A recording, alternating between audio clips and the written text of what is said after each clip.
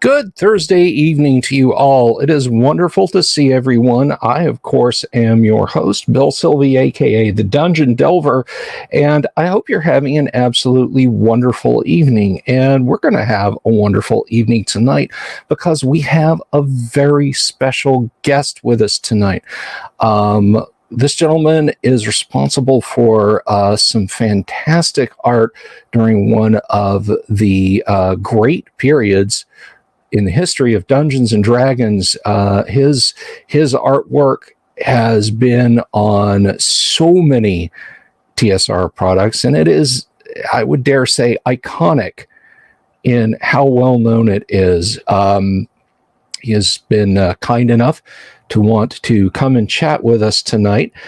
Before we get started, I just want to point out there might be some technical connectivity issues between he and we, so we're just going to roll with it, and we're going to do our level best to make sure that he can be heard. So be patient with your questions, guys, as you ask them. But without further ado, let's welcome our guest this evening, the one and only Diesel LaForce. And good evening to you, sir. How are you? Things are well here in Texas. Little on the hot side. I don't mind it that way. Whereabouts in Texas are you located, if I may ask?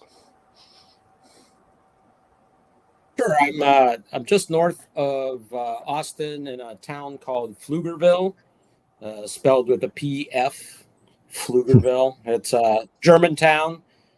Probably about 70,000 people live here, so it's pretty large. But I live out on. I have 6 acres and nice, good sized house. Yeah, a couple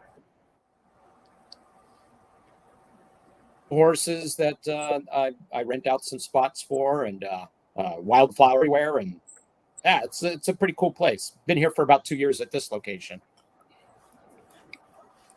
Well, that sounds absolutely wonderful. So I guess I know Texas is a huge state. You know, it's like saying, oh, you must go here, or you must go there. But it must be convenient, at least being somewhat near NTRPG. Do you get over to NTRPG?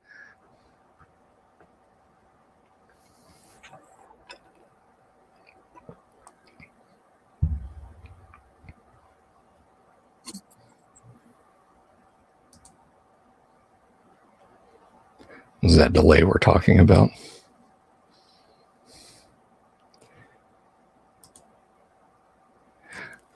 I say, yes. In fact, let's see. I started going there about 2012, maybe, and no, I think it was a little later than that. Anyway, ever since 7 years, maybe. Ever since then, I've been going every year, and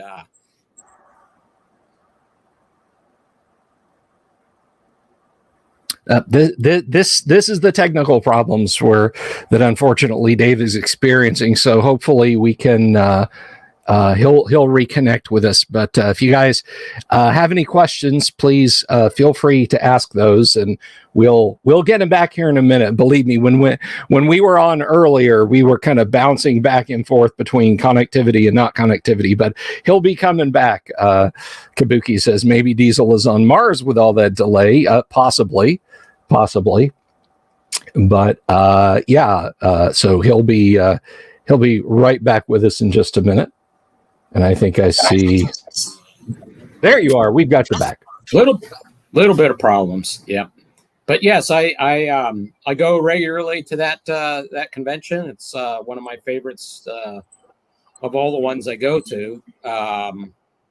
It's quite small, which I like a lot, and everybody's great there, and I get to see some old pals now and again who show up, so it's good to see some old faces that I worked with back in the day.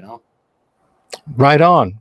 We had Errol Otis was on just a week before last. We had Errol on the show. That was a lot of fun. Errol was actually, believe it or not, a roommate of mine for a little while. Oh, no way! That is very cool. Well, there's a piece of history for you. So we'll just jump right into it. How did you get started as an artist, and how did that lead to working at TSR? Yeah.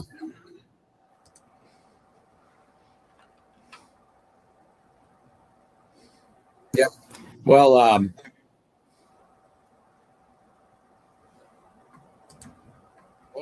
Errol wasn't the only one. Yeah. So Errol was a roommate of mine.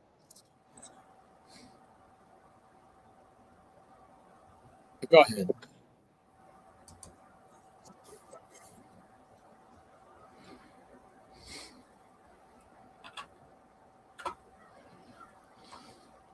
It's that lag again, guys.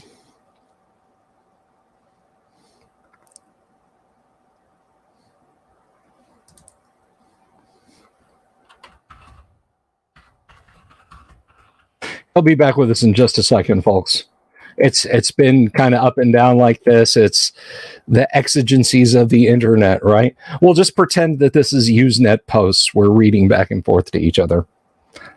And I apologize to you all for the delays, but unfortunately, it's not really something here I can control.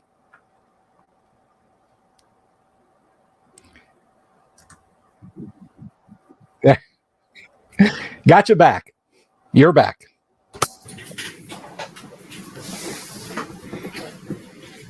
Okay, so you asked how I started there, and I had I helped the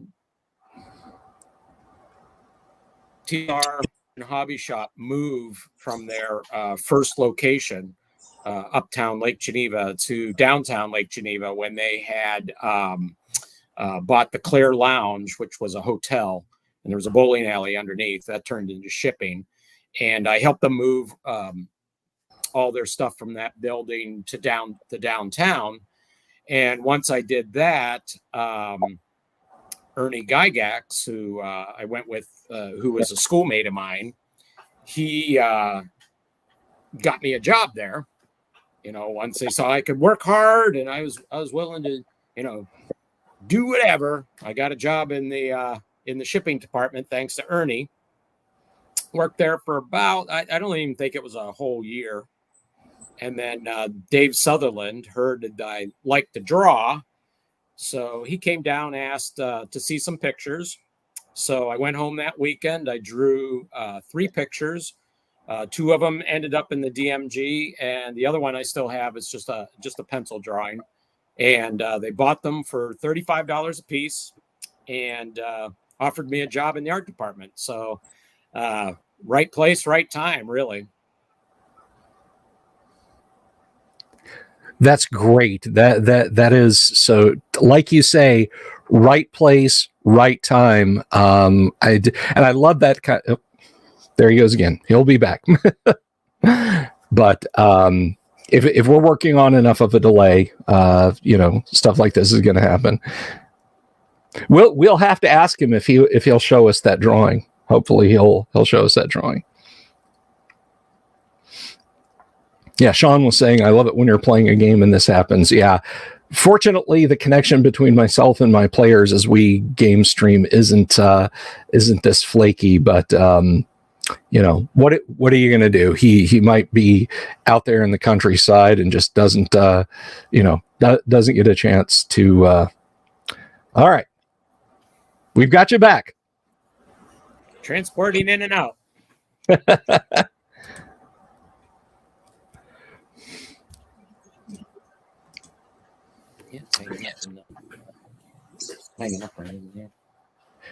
So do you have that third piece that you did first for TSR that hasn't been seen?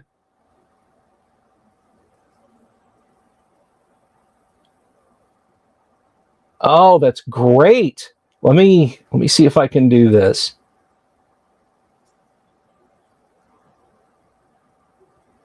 That is neat. That's my Frank Frazetta.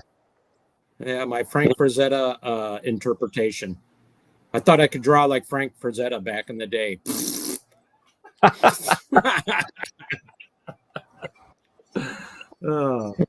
should redo this one at some point. Kind of like it. No, I think you should sell prints of that one. It's lovely. Ben Nick says that's awesome, and I agree.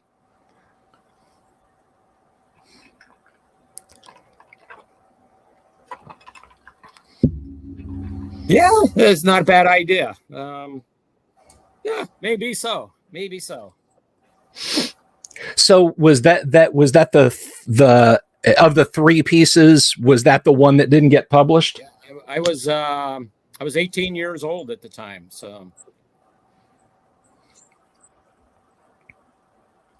that is super cool. So of course, we know all of your work from modules and from various rule books. Correct. The two pieces that got published were I believe it was a purple worm, and the other one was a chest with a sword stuck in some coins and a skull. Didn't come. I tell you, it wasn't reproduced real well. But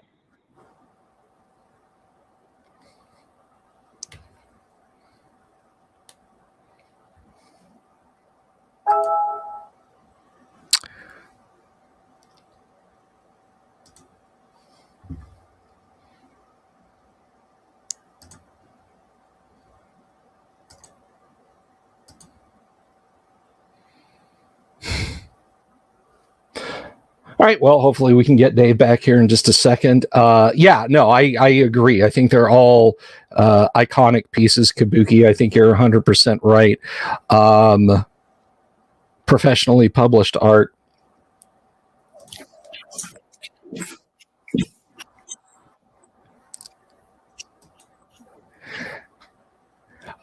So you'd gotten these pieces in, all the iconic pieces in modules and in other rule books. Were you doing any other graphic design at TSR at the time?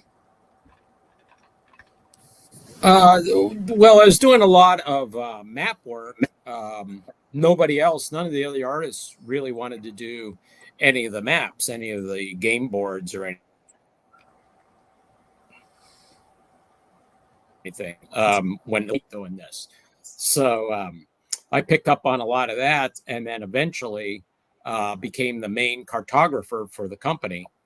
And then I was joined by Steve Sullivan after a while.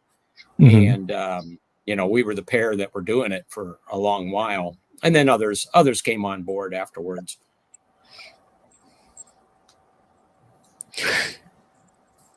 So what's an iconic piece of map work that you would think like every classic D&D player has seen that they might not know that's actually yours?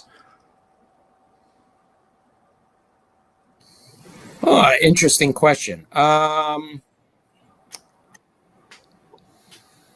I think, was it B2? No, B1. Maybe it's B1. Did the map, the fold-out map in that. It was one of my first ones, I think. I did almost everything for Birthright. A lot of stuff for Planescape, Ravenloft, Forgotten Realms, Dark Sun. Just about every product line that TSR had, I did something in the product line somewhere along the way. All their major product lines, everything. So I'm trying to think if there's anything that anybody would have gone, wow, you did that. I think I did the City of Greyhawk. I don't know if anybody knows I did that. I did the City of Greyhawk top-down view of all the buildings. And then Valerie Valusik had gone along and she had done like a 3D rendition of that. But I don't know if I was credited on that or not. Well, we're some big Greyhawk fans here around the Delver's Dungeon, so I've seen it and I love it. I quite like that map. And that brings up an interesting point because, I mean, at that juncture, I think by the time TSR was publishing A City of Greyhawk, Gary had, of course, there'd been the infamous split. Did you have any guidance from him prior to his departure on what that might look like, or was that just whole cloth from you? So I think Valerie had done the 3-dimensional map. It was a big poster map, and then it was my task to take her 3-dimensional drawing and try to turn that into something that people could actually navigate through. So I was trying to take out all the locations that were real important. I was trying to match building for building in a top-down perspective there to mimic or to mirror what Valerie Belusic had done. So whatever direction she had gotten, then I was just bouncing off of that. But I wasn't getting any specific direction from anybody beyond what she had done. So it was just, here it is, do a Greyhawk map. And so I Right on. That brings up another interesting point. Is we know, of course, your art and now your cartography. Did you ever want to take a crack at designing a module from room 1 to end credits yourself at TSR? And did that ever bear any fruit in any way for you? About the only, the closest I might have come to that is I decided at one point I was going to DM, which would have meant me making my own dungeons and such. And after about 2 weeks into it, I threw my hands up and said, screw this. This is way too hard. I'm just going to play. Hats off to people that can, design that stuff, because that's a whole nother, mindset. It really is skill set. Yeah, I've done a few things, and it's not a case of, hey, I'll just sit down and knock this out in an afternoon. It can be a grind. It can absolutely be a grind.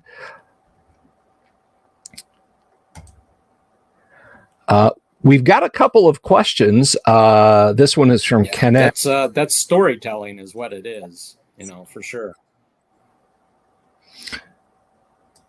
And so Kenneth asks, what is your favorite artwork, not just TSR?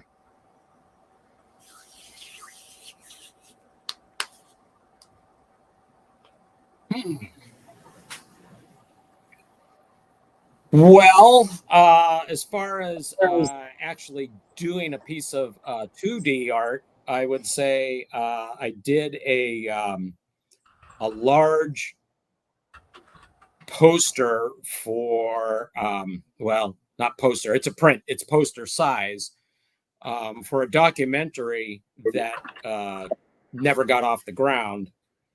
And it was my my reimagining of the original Greyhawk cover from the Brown books, and that had Greg Bell had done. And so I just did my version of that, which has a full background to it, and a beholder that looks a lot more menacing than that little balloon-looking guy that was on the original cover. So I did a large print of that. That's probably one of my favorite pieces of art. I also did a Dragonlance map one time that had 3 dragons that I had illustrated around the outside of the map as a border treatment. And that one came out really well. I was really proud of that one. Wings of Fury, maybe that's what it was. But I also do sculptures. So I recently did a trophy for North Texas RPG Con for their 3 Castles Award. And it's unfortunately, I don't have a copy of it here because I've only made one so far, and they have. But it's a writer's award, and so they let me do whatever I want. So I've done a sage sitting at a desk, writing, creating something on in his book, with stacks of books around him. So that one came out just awesome, really, really well. One of my favorite pieces. Excellent. Let's see. More questions. One of our regulars here, Kabuki Kid, is just lighting up the boards. So we'll get to his here. What was it like designing a war game with Doug Niles? What was the design process and all that? Well, keep in mind, I didn't design any of the games. I just worked on for instance, work on the maps. So I would get a big hex map on the TSR had put out these hex maps, poster size hex maps, and they were just blank. And we would use those, or somebody like Doug Niles would use that. He would design his World War II game on those hex maps. I'd be given that, and they were done in colored pencil and sometimes markers, little notes scribbled here and there, and just real basic looking, rough rudimentary stuff. And the process back then was to take this stuff called ruby lith, which is a red film that's on an acetate sheet. You'd put that over top of your grid work, and you could see where right through it. It was translucent, and you would cut with a knife. You would score all around this film, this red film ruby lith, and you'd peel off all the stuff where you didn't want color.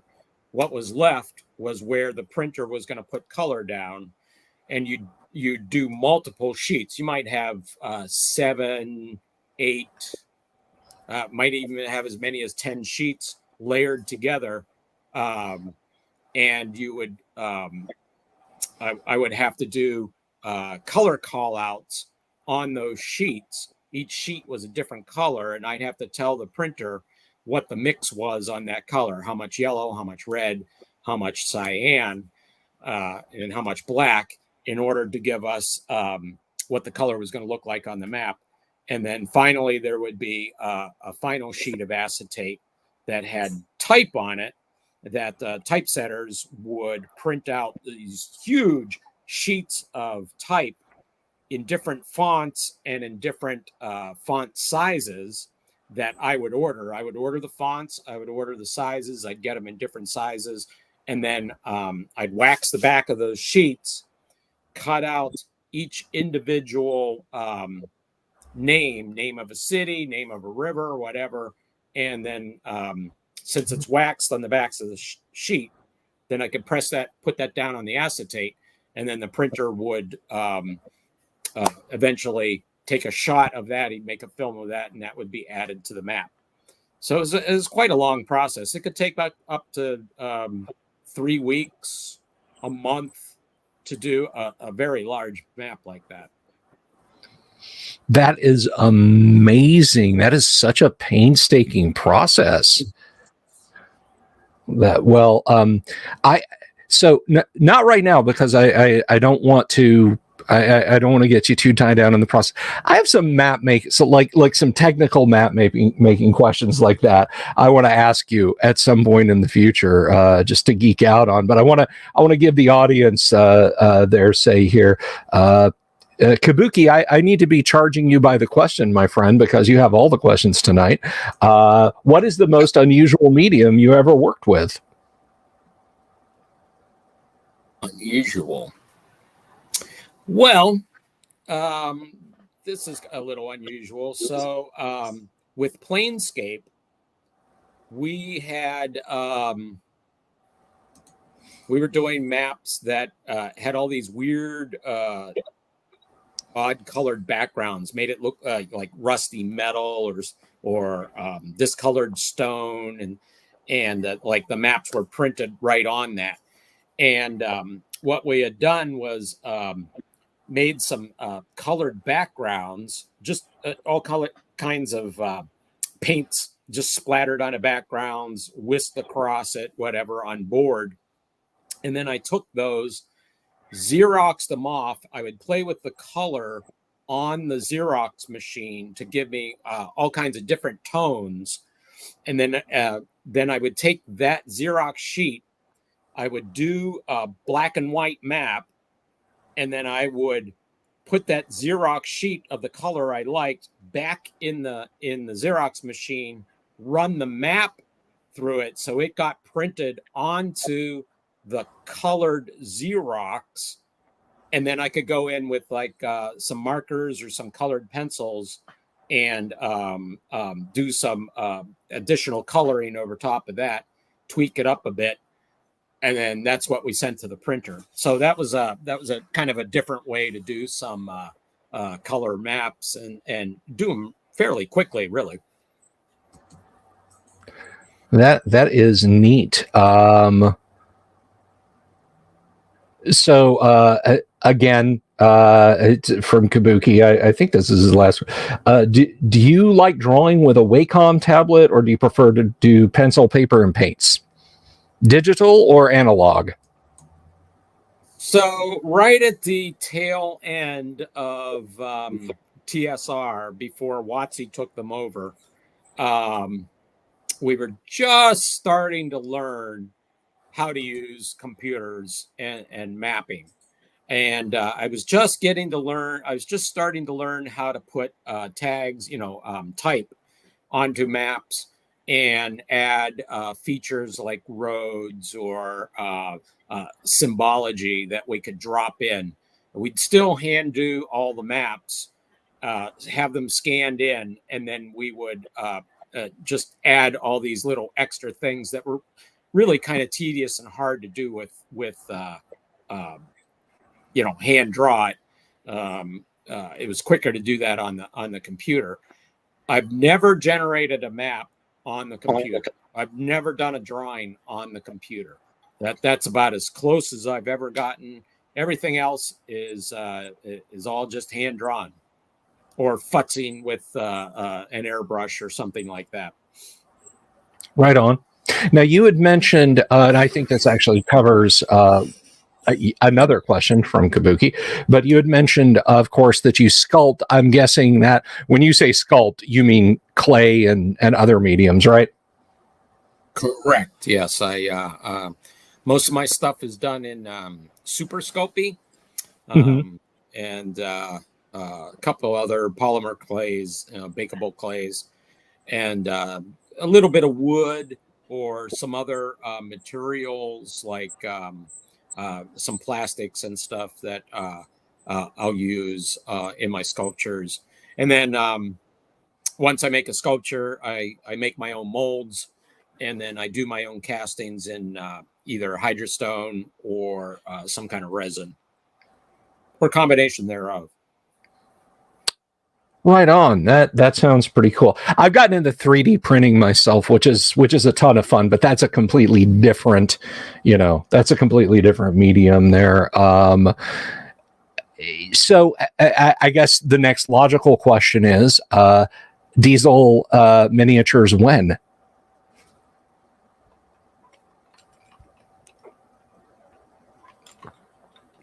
What was that? What was that last question?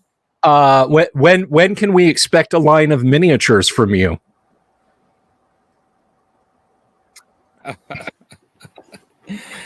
I don't know. Maybe if Dwarven Forge hits me up to do some work or something, maybe that's the way it gets to be done. I don't know if I'd do my own line of miniatures.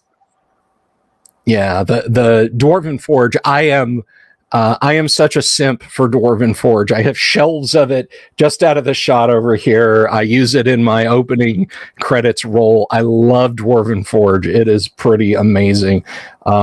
I talk to Stefan sometimes. You want me to put you guys in touch?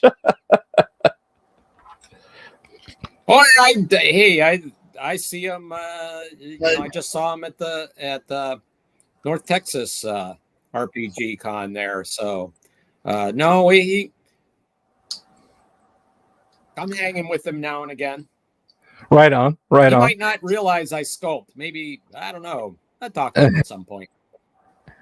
Man, I would absolutely jump on some Diesel Dwarven Forge, man. I would gladly add that to my collection. Oh, you had mentioned earlier, that you did the Ravenloft maps. To the best of my knowledge, and if I'm wrong about this, feel free to correct me, those were the first isometric dungeon maps, were they not?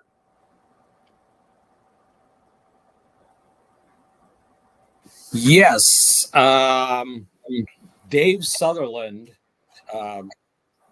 he had the wonderful, and they're wonderful. It's a wonderful idea in that they look really cool, but maybe not so wonderful in that they're extremely difficult to draw, because he took Castle Ravenloft, and which was just done as top-down view maps, and he decided to turn it into this three-dimensional cutaway, which was fabulous. I mean, it looked great, and so he opened up a whole new way of doing maps, and I was like, oh, great, this is great, Dave, they look great, but wow, what a lot of work.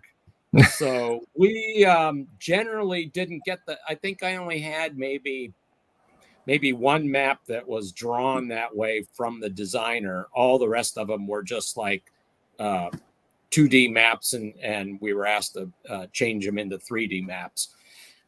Really, really quite the painstaking thing to do.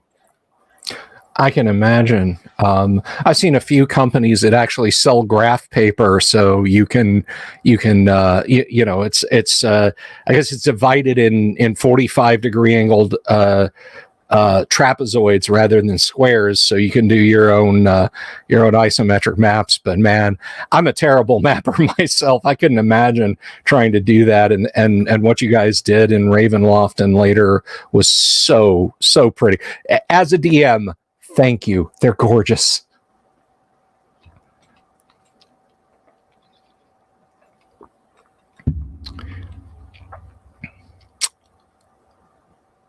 Well, thank you. We actually had to make our own grid pattern for that. So there was nothing available. We just drew our own grid patterns, and at first we were just drawing them individually, and then I decided to create like a sheet, a huge sheet of just that grid pattern, and then we had it.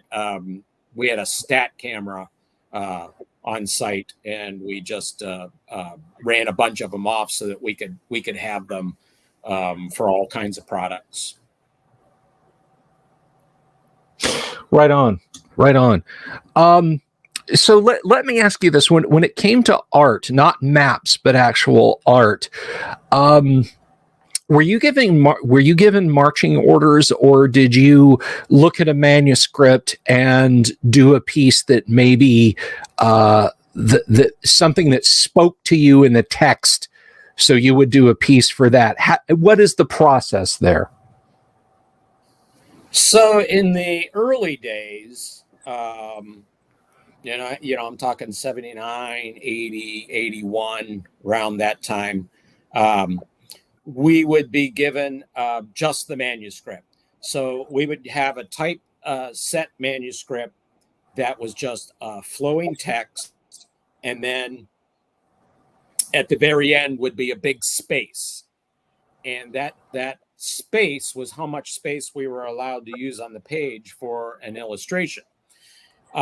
We could move the text any way we wanted to put that space anywhere we wanted on the page. So if we wanted to have a horizontal illustration that went across, say, two lines of text, two columns, we could do that. We could make it narrow and stretch it across. We could just put it in one column. If it was a third page, we could wrap some text around the outside if we wanted to. We could even like my lizard man that I did in the deities and demigods. He kind of cuts across both of the lines of text, the columns, and the text is stacked in a certain way so that illustration could fit in there. So we could manipulate the text any way we needed to. We would get the text.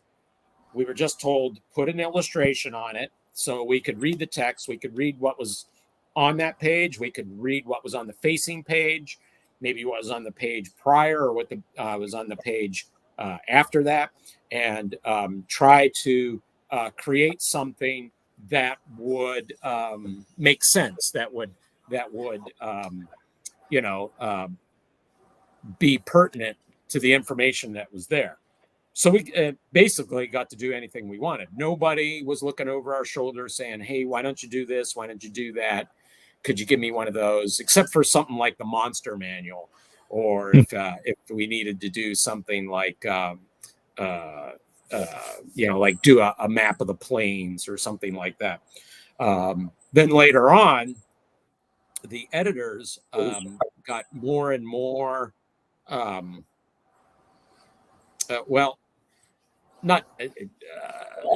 they wanted specific things, let's put it that way. And then, so they were giving us art orders then, and they would say, we want you to do an illustration of a guy fighting a dragon, and it's going to be this size.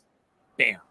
We want 4 people riding on horses, looking over a canyon. Bam. So they got very specific in what they wanted then. I liked it much earlier in the early days when we just read the text and we came up with anything we wanted. You were just free to do whatever. Right on. And I think Kabuki asked here, and this was on my mind. What is your favorite piece of art from your TSR days?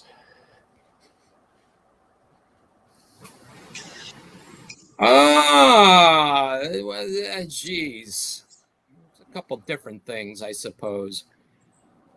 One thing that everybody seems to like a lot, and I think I'm liking it so much, I'm going to redo it in a big poster size.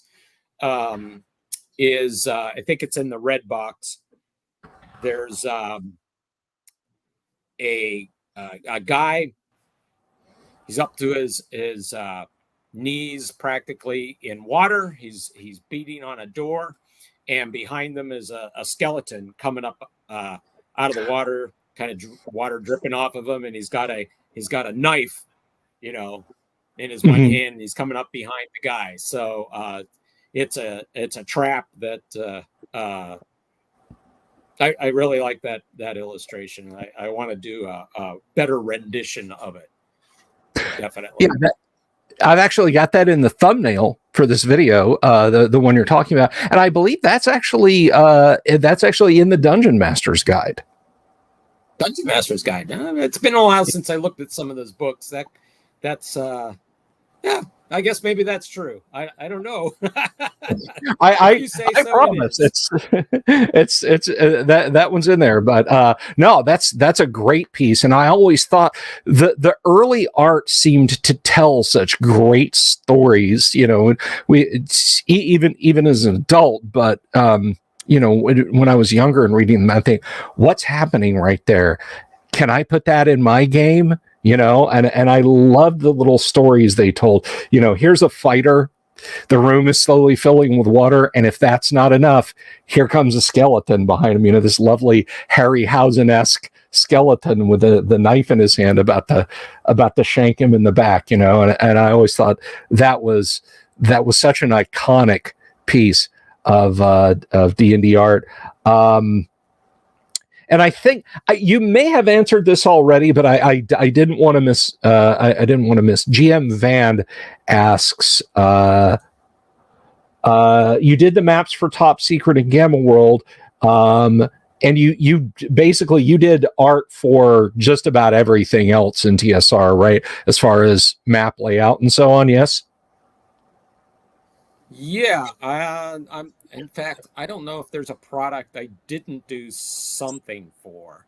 Um, I was really prolific with the Birthright stuff, the Planescape stuff, the Forgotten Realms.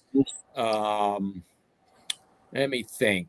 D&D, of course. A lot of Dragonlance. A lot of Dark Sun. Crap, a lot of everything. Ravenloft, Boot Hill.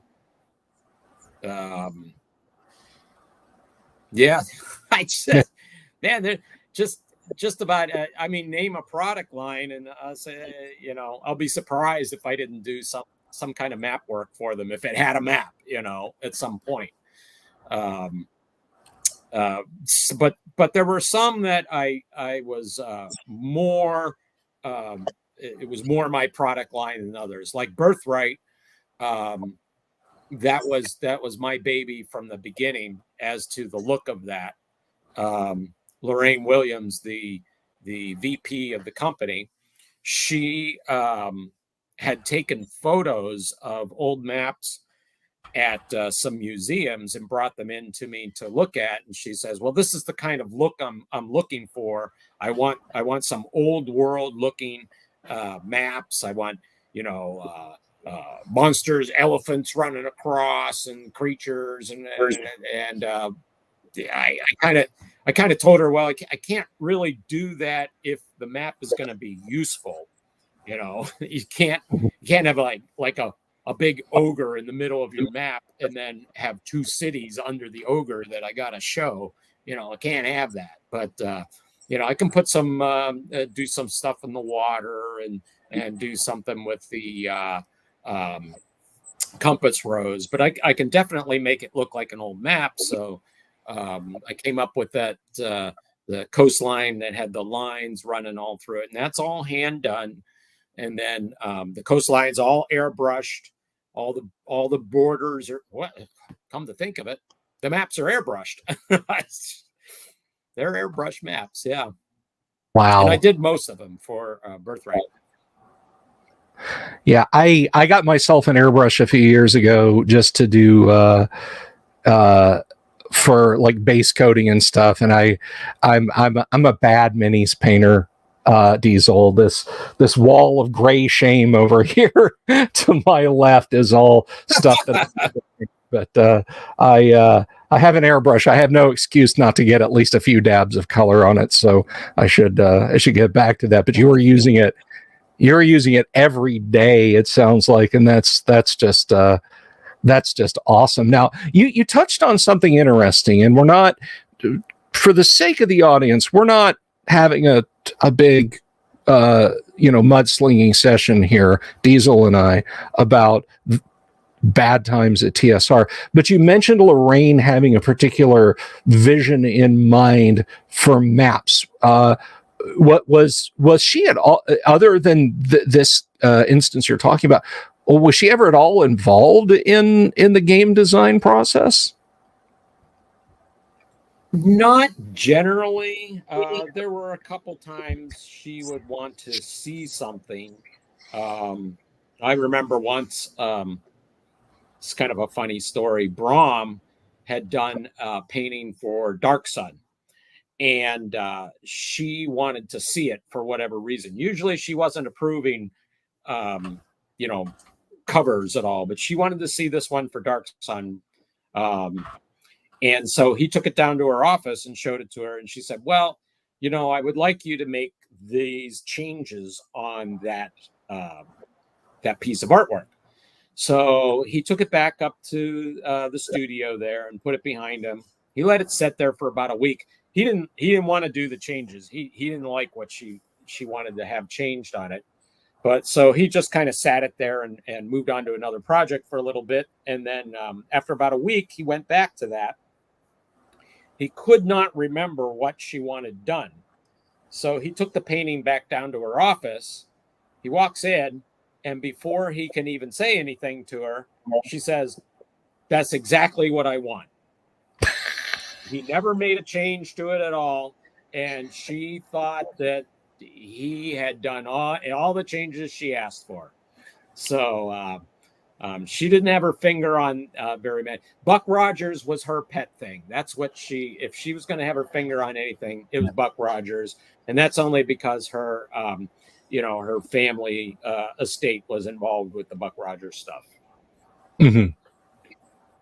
Yeah, I'd heard about the Buck Rogers things, but when you mentioned her having specificity about maps, that I had never heard that she had ever had, other than Buck Rogers, anything beyond the business side of the house. So I had to ask you about that one. So speaking of fun, I guess as you were, it sounds like they kept you as busy as a beaver there, but did you did you ever just get to sit back and just play a little D&D there at the TSR offices, at least in the early days? Well, at the office itself, there wasn't a lot. I guess there's opportunities for that. And there were some times when Keith Parkinson, he decided to run a small campaign for us in the art department there, because, nobody played except me and Steve Sullivan. We were the only ones who played any games. Nobody else played games.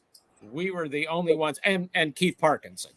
So Keith thought it would be a good idea to, kind of clue everybody in as to, what we're actually illustrating here. So he decided to run some lunchtime games for us. So he ran some of those for us, and quite fun, because you have amateur game players doing all kinds of wacky stuff. So it was a lot of fun. But that no other time did we there were other people that ran games and stuff, but that was all after hours. Right, sure. Working times for working. John Walker says, and I'm not sure, the time period you're talking about Parkinson working there. John Walker says, you mean DAT? I presume that's David A. Trampier. Didn't play. I don't know. I knew Tramp, but I did not work with Tramp. Tramp left the company before I got into the on staff as an artist. I worked in shipping when he was still there, and I had met him numerous times because I used to visit TSR before I was ever an employee. When I was 16, 17 years old, I was visiting the company, but he may have played. He certainly played games, and he even helped create the game Titan back in the day, which is a game I'd love to own. But I don't know if he played D&D. I don't know. Dave Sutherland did. Come to think of it, Dave Sutherland played. Not sure if Dave Sutherland played D&D though. I know he was a big Empire of the Petal Throne guy, and yeah, I think that was his thing, Empire of the Petal Throne. So were you, before you started to TSR, were you doing any kind of gaming? I mean, just prior to that.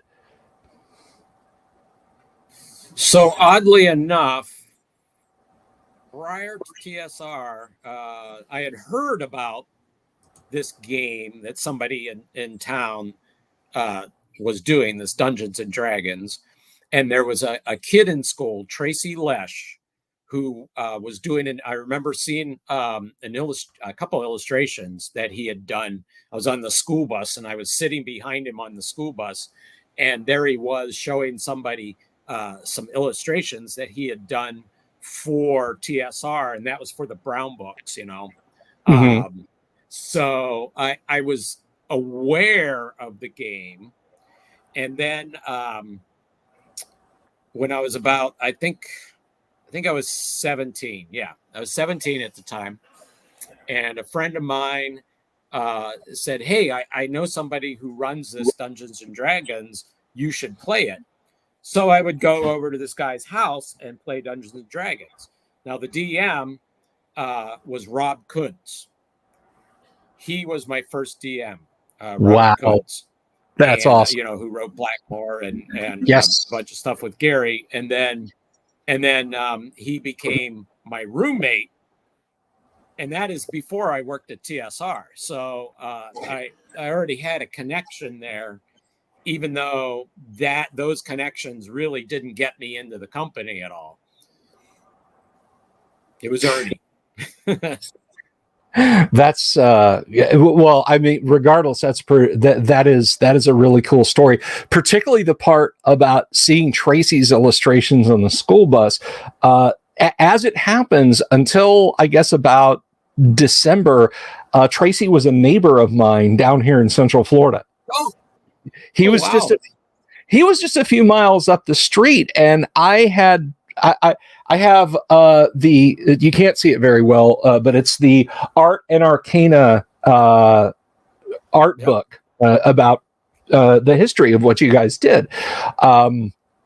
And when I was looking through it, I had always been fascinated by finding out more about the artists who did the original D&D art, as well as, I mean, because I grew up looking at your artwork, looking at Errol's artwork, looking at Dave Sutherland and Dave Trampier's art. So I wanted to know more about OD&D art. And when I sought Tracy out on Facebook and we started talking, he was like, yeah, I live in a little town called Apopka. You've probably never heard of it. And I'm like, Tracy, I'm like 10 miles from where you're at. So Tracy and I became fast friends. He and his wife are living up in Georgia now. But Tracy told me about how Elsie Gygax saw his doodle art and then got him talking to Gary. What a serendipitous thing that you also know, Tracy. That's really cool. That's really super cool. We have, let me see. We have a couple more questions here. Kabuki, again, I got to charge this kid by the word or something. He said, are there any notable influences you have from your childhood artistically?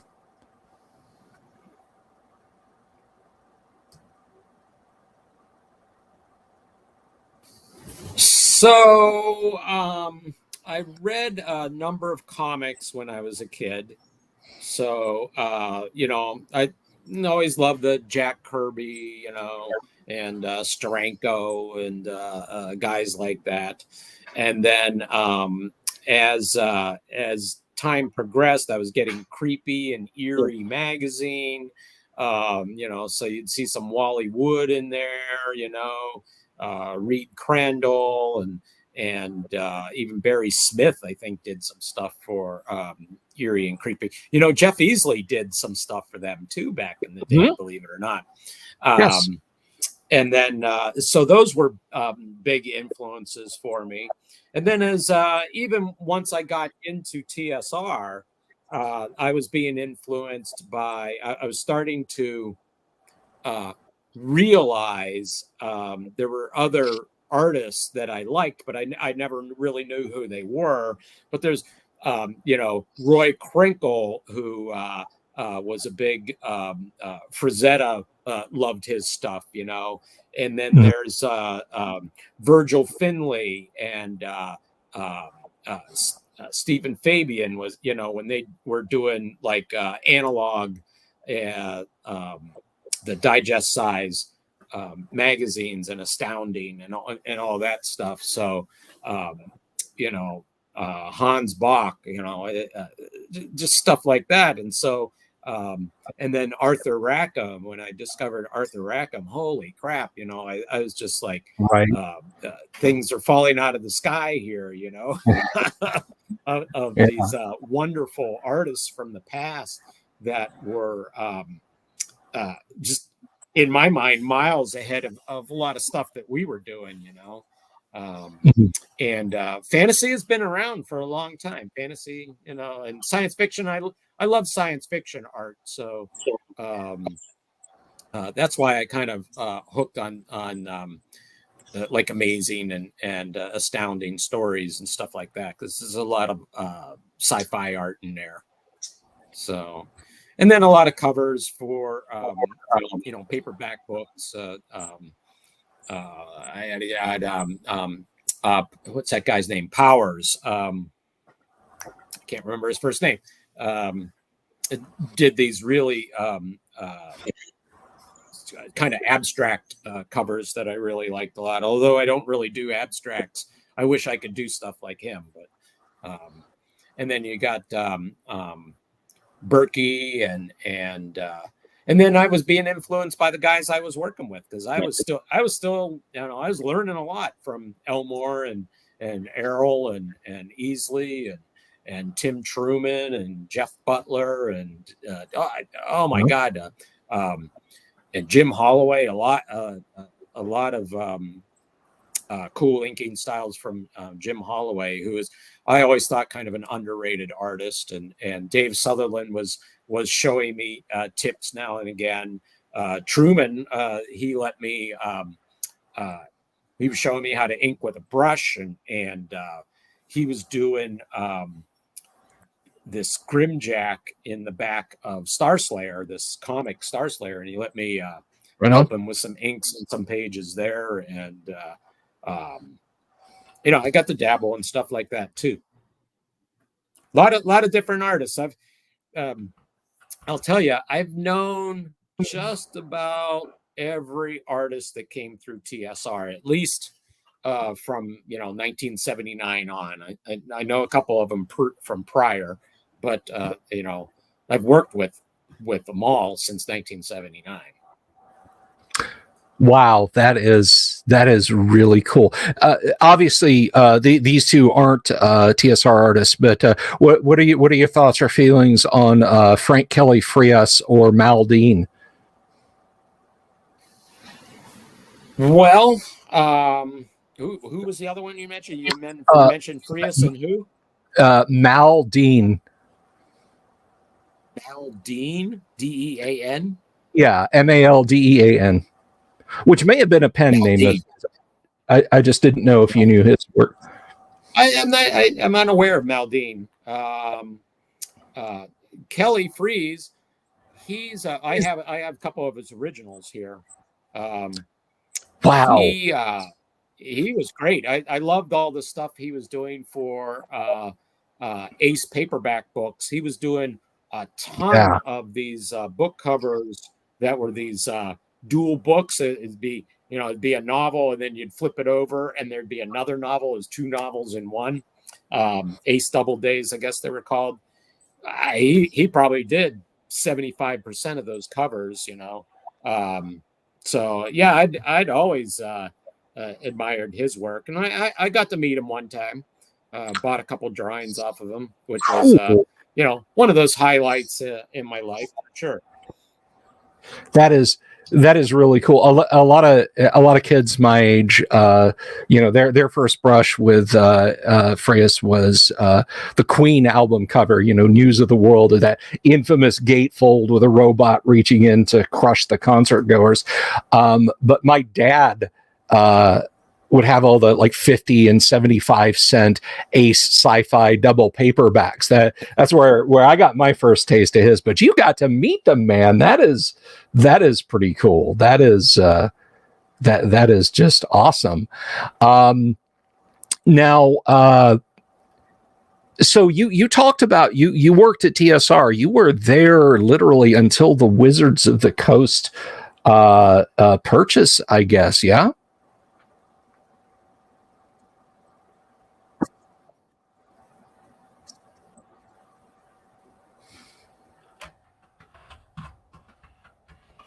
Correct. Once they purchased TSR, I worked for them for I don't think it was another year yet, but close to a year after they purchased TSR. So technically, I was you know, I worked for Wizards of the Coast, so I was an employee of theirs for a short period of time, and then when Wizards had taken over, they also took over Gen Con, of course. And at that time, I was running the art show. I had run the art show for 4 years, and Wizard came by. They took over, and I continued to work as running the art show for 1 more year, and then they were going to boot me out and basically let this woman that I only worked with for 4 or 5 days, Barbara Fisher, that she used to work for Wizards previously, and they brought her on just to. We're hitting that lag again, folks. Dave will be back in just a minute. If the if history has shown us anything, he'll be back, and we'll get back to it. We've had a good run though. It's been a good like 40 minutes without a drag. I do have a couple more questions for Dave. This is someone earlier said something like I think it was Bob Jester said something to the effect of this is interview play by email in terms of speed on the lag. So we'll hope that Dave bounces back to us here in just a hot minute. I've got a couple, 2 or 3 things to ask him. Thank you all for your patience and so on. And, you know, really, hoping he comes back here. And I'll have to, there he is. Okay. All right.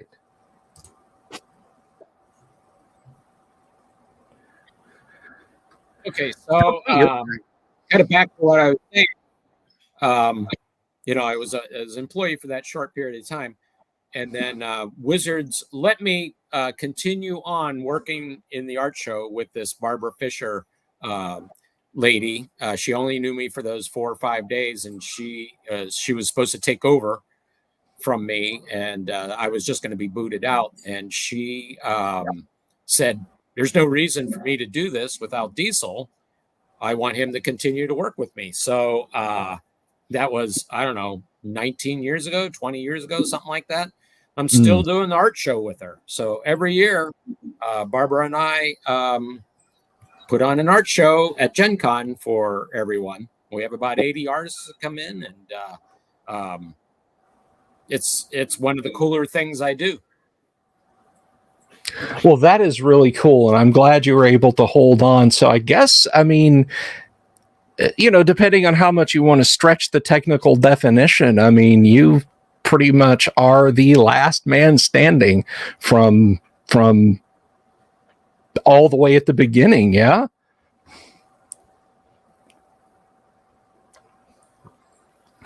Well, I don't know what you mean by last man standing, but I certainly out of all the artists that were there, I was there the longest.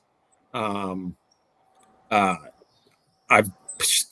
I tell you, I really feel lucky to have been there for that length of time and work with all of those artists. Every one of them is pretty much to a T is a cool person, you know. Nice. I like them all, you know, and I've remained friends with most of them. Still keep in touch, you know, with a lot of them, you know, over the years. So made a Excellent. lot of solid connections there, you know. Good. And to be clear, when I say last man standing, I just mean you have been there across many eras. To be certain, no negative connotation with saying last man standing at all. It's just that you have seen the pages of history turn in your time from TSR to Wizards, and I think that's wonderful.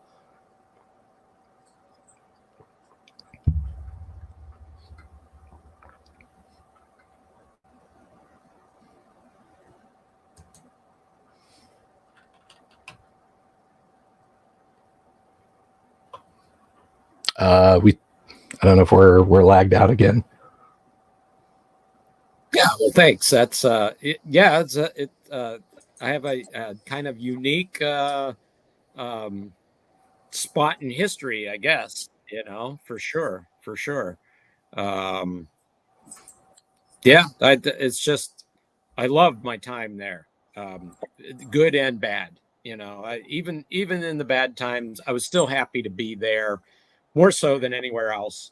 The company was family. It really was family. That's wonderful, man. That is really great. So I wanted to ask a specific question, and I want to be, you know, on color about this. I'm not trying to be crass or anything, but in a lot of the early D&D art, there was nudity, you know, bare breast, that sort of thing, and as a kid myself growing up, you know, I was 12, 13, 14 when I first got to playing D&D. It didn't so much, you know, it wasn't titillating. It was just there, and I didn't, you know, we didn't ogle it. It was just in there. When there was kind of a shift in tabletop role-playing game art, did you mind? Was there pressure from the top? No more nudity, no more bare butts, no more bare breasts. Yeah, they were getting more and more aware, worried about that kind of thing.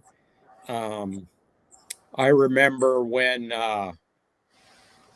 Clyde Caldwell did a Dragonlance painting, and he had Gold Moon, one of the characters, Gold Moon. She was, he painted her in bare legs. And Margaret Weiss was almost in tears because Gold Moon wouldn't be dressed like that, you know. So she was quite upset that you know, one of her characters was dressed that way by Clyde, and so he kind of compromised and put her in buckskin pants, you know. So that was pretty funny. But as far as nudity was concerned, you know, even the Brown books had the nudity in them, and we just we didn't think all that much of it, you know. I mean, it's fantasy. Of course, fantasy has nudity in it. Why not? You know, we've seen plenty of fantasy and science fiction novels you know, in the 60s and early 70s, they had nude covers all the time. You know, everybody loved Frank Frazetta, and Frank Frazetta has nudes constantly on his Of covers, you course. know. So, you know, it just seemed like a natural thing to do. Um, I even, you know, as my kids were growing up, and I had artwork on the wall, I had nudes on the wall, and my even my children grew up around nudity, you know, somewhat tasteful nudity. It's not you know, in your face kind of stuff, but Right. you know, more of a storytelling or more tasteful kind of nudity that you know, I had no problem with my children seeing that, as long as they got it in the right context, you know. So even then, you know, it was never anything real lewd, even to my kids. So um, we didn't have much problem with it, but they kind of started poo-hooing that after a while, for sure. Yeah. Because I'll tell you, you know, TSR, they were looking to break into to go from that niche hobby market, and they wanted to break out and become, you know, the biggest gaming company around. So you got to appeal to the family, you know, and the family, you know, you don't want to offend, you know, mom and dad, you know, with nudity that, you know, their little Johnny might get a hold of. So you gotta take that stuff out of there. You know, you got to Yeah. tone down any of the violence or the blood. You know, and no beheadings, or, you know, well, you have the famous you know, Palace of the Silver Princess that had the, you know, the rape scene in it, that which, you know, was that was pretty much going over the line for sure. But, you know, it was stuff like that really started putting the brakes on the nudity. Right on. And I get that might kind of a little bit dovetail into, because I mean, I guess I don't know if you keep up with current year Dungeons and Dragons as far as that goes, but what is your opinion of modern D&D art, or just role playing game art in general?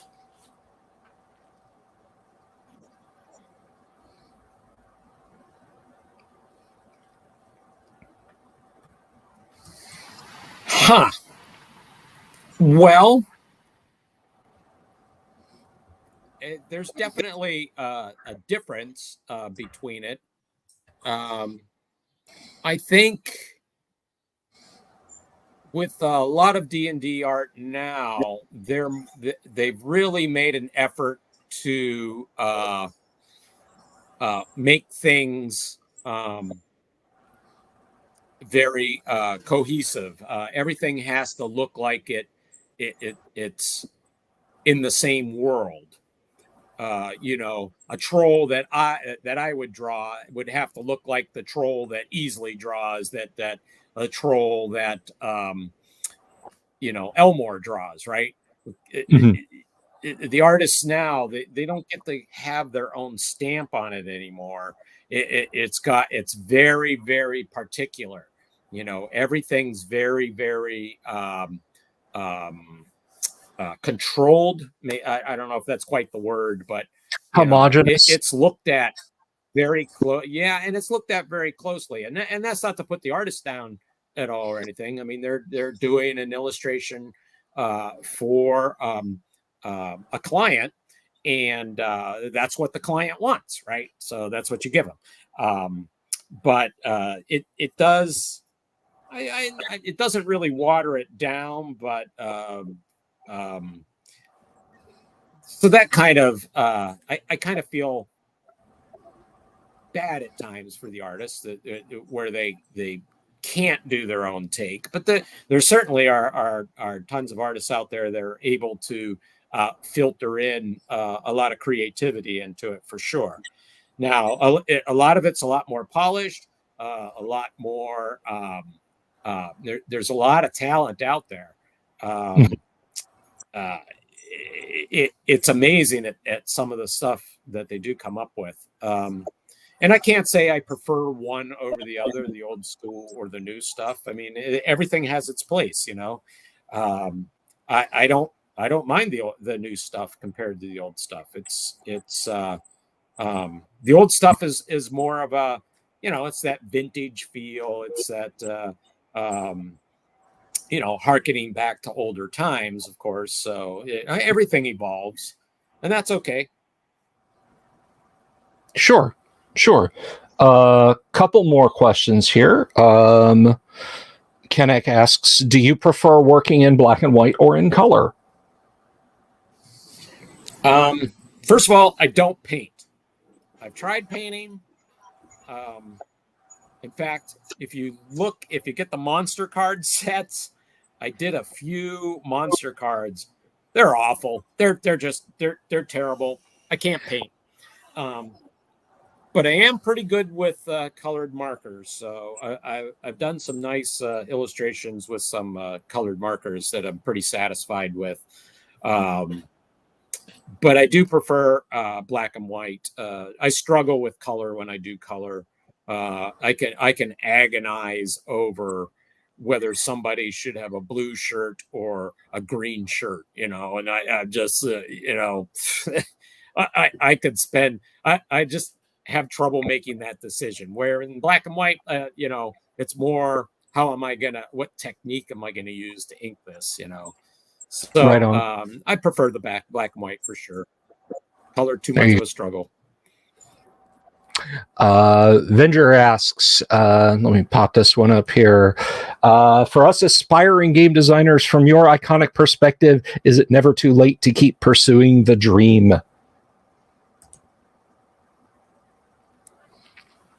Well, I guess it's never too late to pursue any dream you have, whether it's game designing or, you know, driving fast cars. I mean, whatever it would be, you know.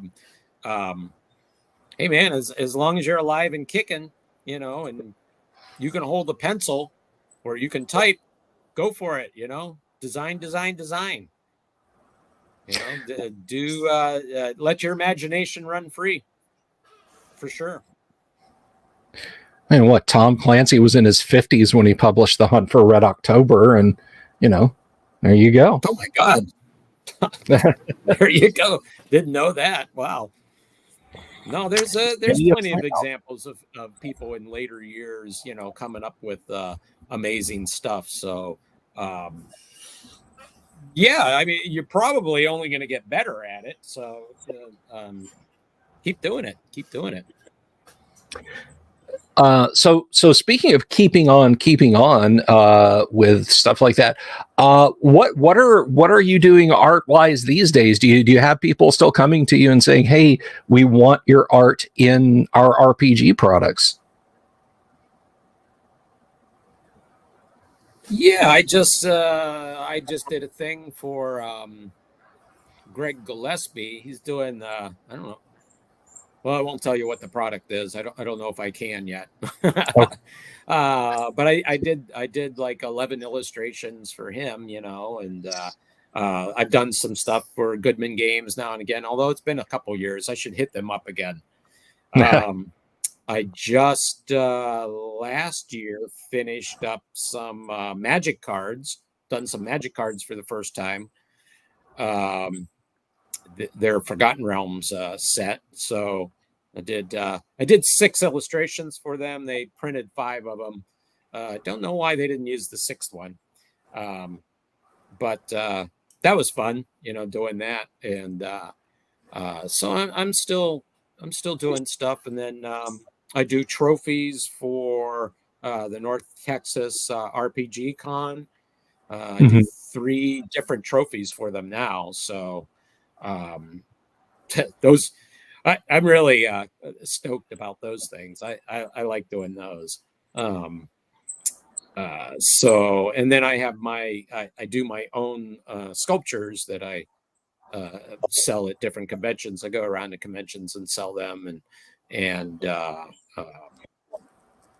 I do, and then I'll do commissions now and again, like private commissions. Not too many of those. They're just usually a private commission. The problem with those is there's something that I do for somebody, but it's only good for that person. It's not something that you could publish usually. So you're only going to get that one usage out of it. And they're pretty much the only ones that are going to see it, them and anybody they show it to. It doesn't get out there into the public. But I do some of those now and again. Not really that keen on doing those private commissions, but Sure. they're very personal things, and a lot of times I'm afraid I'm going to screw it up for them. Always the danger. Let's see. Jimmy Invictus asks, do you have a particular favorite mythos you like to portray? I remembered some of your Melnibonian art from Deities and Demigods with fondness. Jimmy does.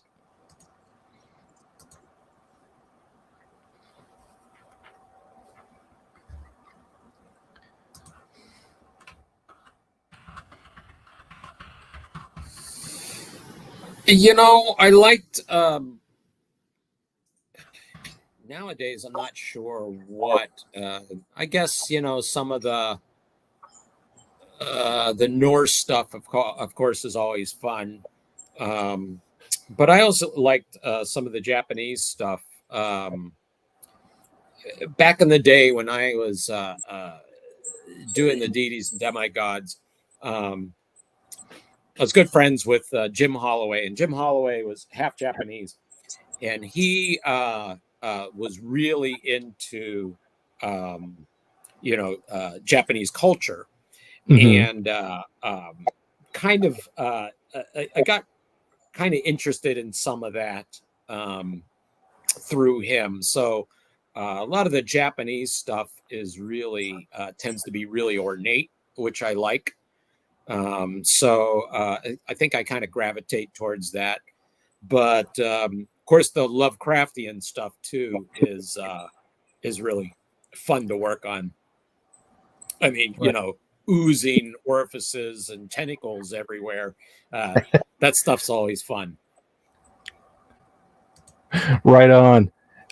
Which oozing tentacles could also be Japanese, but we don't talk about that.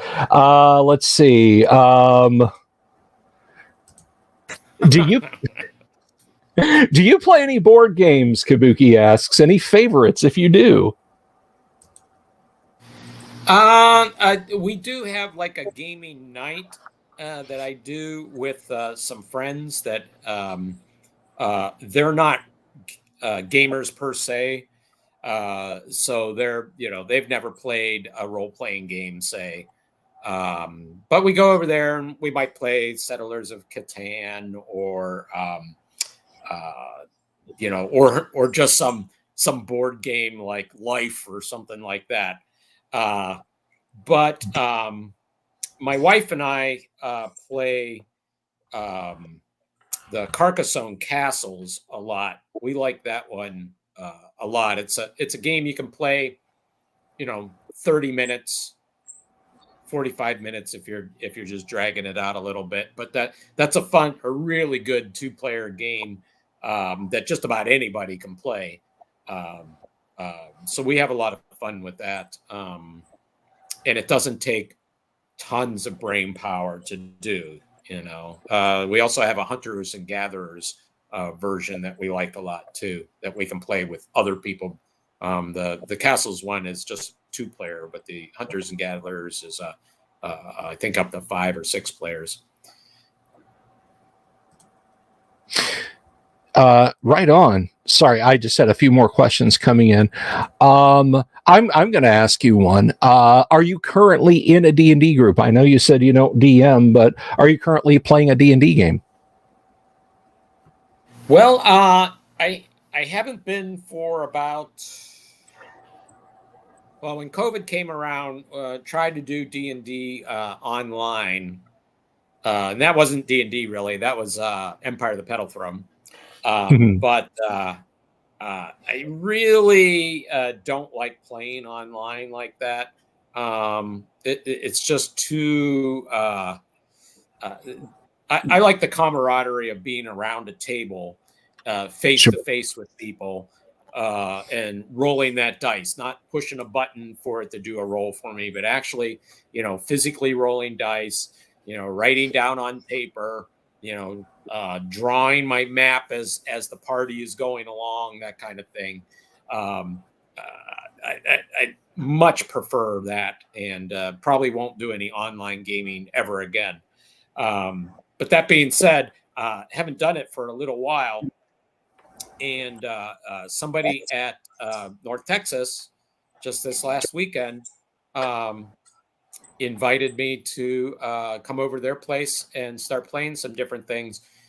D&D, Gamma World, Boot Hill, just kind of all the old staples. And so looks like I'm going to get that opportunity again to start hobnobbing with people face to face in gaming.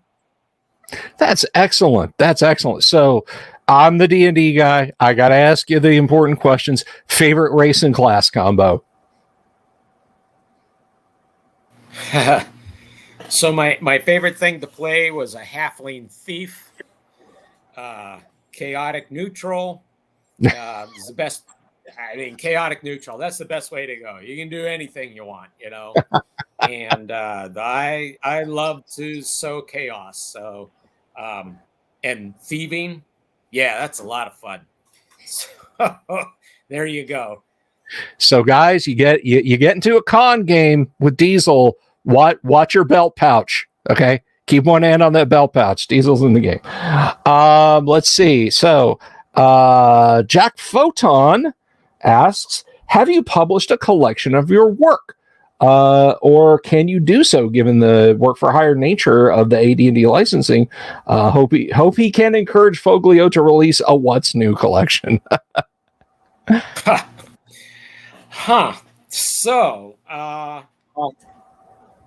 there have been limits in the past by WotC as to how much you can an artist is allowed to put it in a published work. So when Elmore and Easley and anybody like that were publishing their art books, especially Easley was having a lot of trouble because almost everything he did was owned by WotC. And so he was only allowed to do a percentage of the work in there. And because of that percentage restriction, and I don't remember what it was. I think it was something like 40%, only 40% could be WotC TSR stuff. Might have been a little higher. I'm not sure. But he couldn't meet that threshold with any pieces that he had done outside of the company at the time. And this was a number of years ago.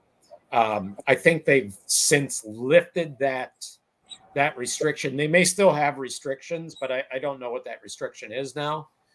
Now, with that being said, I don't know where all of my stuff that I've done is as far as what it's been published in. And as far as the originals are concerned, or access to good copies of that stuff, that's really hard to come by. I would have to work really hand in hand with WotC, and I just don't know how far they would want to spend time doing something like that.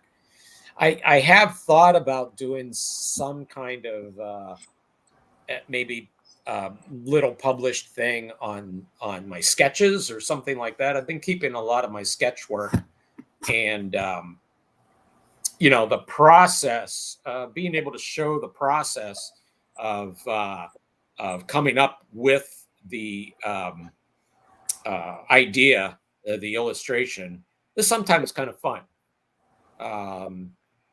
what you start out with isn't necessarily what you end up with. So, that metamorphosis can be surprising sometimes, and maybe that would be interesting to put something out like that. But I don't really know if I will or not. Maybe Right on. maybe a little picture book about Yay Big would be kind of cool. Right on. Let's see. Sean Rader asks, did you work on Oriental Adventures? Oh, yeah. Yeah, I worked on Oriental Adventures. I did maps for them, Caratur. I remember doing some Caratur maps. And then I know I did the weapons, like I did illustrations of all the weapons for that. I don't know if I actually did any illustrations as far as like figures and stuff in a picture, but I did all the weapons. I think it was 2 pages of weapons, and they were all listed as to what they were. So I did work on the maps though. Right on. You mentioned Jeff Easley a few minutes ago, and this is something I would really like the perspective of an artist on, because Jeff, as you may or may not know, did the promotional giveaway poster for the Dungeons and Dragons Honor Amongst Thieves movies, and there was a brouhaha around that because it was claimed that his signature was removed from the art piece, from the prints that were given people. I mean, it was claimed that because that's the case. It was removed, but there was some question of, well, did the promotional company do it? Did the printing company do it? Did Wizards of the Coast themselves do it? And I realize as an artist, you must be fairly sensitive to things like that. And then there were other people saying, well, look, it was work for hire. They could do whatever they wanted to with it. And then other people said, well, no, it's art. It should never have the signature removed. And I didn't know if you had heard about that, if you had an opinion on it. Outside of the angry tweets and YouTube videos and that sort of thing that went on with it, if you have any perspective on that. Sure. Well, first of all, Jeff wasn't very pleased about it. I'll tell you that. As I can imagine. And it was a surprise to find that out, that his signature had been stripped. And I've seen the painting and the strip signature. So yes, it was stripped for sure. Don't know who made the decision. I've never liked that idea that somebody would go in and strip a name off of a piece of art like that. I have so back in the day, I give you a little story here. Okay. So back in the day, we signed everything, or didn't if we didn't want to. There's actually some pieces of art I didn't sign on purpose because I thought that took away from the illustration to have my signature on there. So I purposely didn't put my signature on there. There was a time when TSR had decided that the artists shouldn't get credit because they were afraid that because TSR was getting so big and well known, and there were other startup companies coming around, they were afraid that people would look at the artists on there and seek them out and try to steal them from TSR, right? So they thought if they didn't know who the artist was, they couldn't track them down. Ergo, they couldn't take TSR's artists away from them. Okay. Well, I think Fred Fields was the very first victim of having his name stripped from a cover piece. And of course, that didn't sit well with anybody. And when Clyde saw that, Clyde Caldwell, he was not going to have that happen ever to his pieces. So he marched down there and he raised holy hell. And they reversed their decision shortly after that. Wow. Yeah. I think some of the other artists got involved in being a little vocal on that too. But they were going to do it. They were going to strip it off. Now it is their art. I mean, they bought and paid for it, so they get to do anything they want with it, I suppose.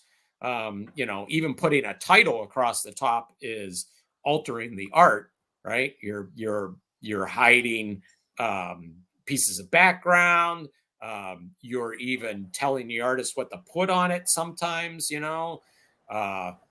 like Easley had to add a white squirrel to a piece one time, and he hated that. He hated putting a white squirrel on that painting, but he had to do it. That's what they wanted.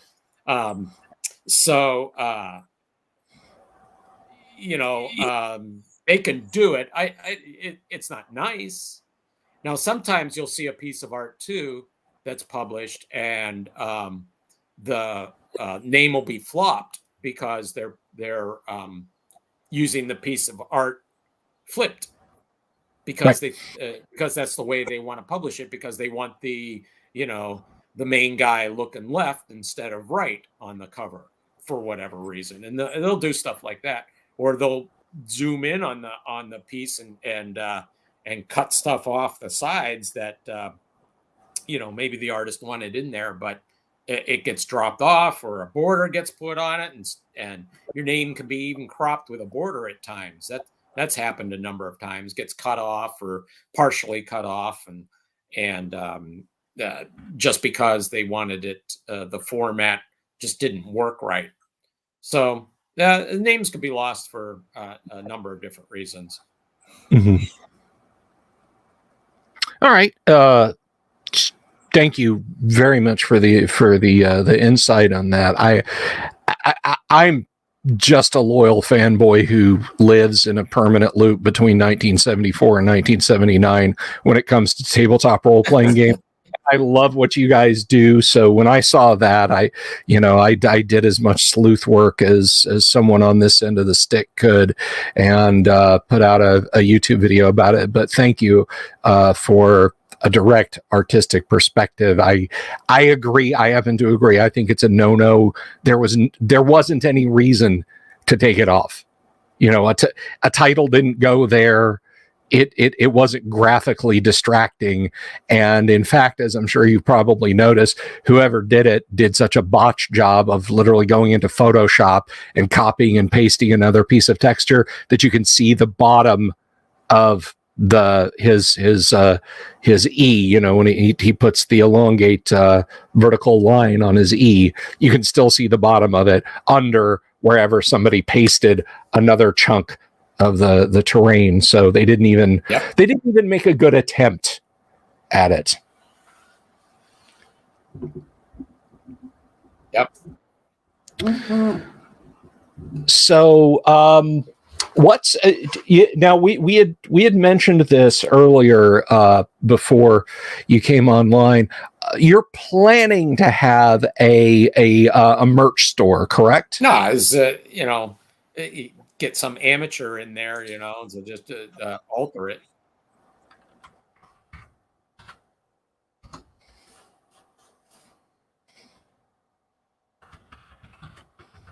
Yes, I have. I had one in the past, and it was.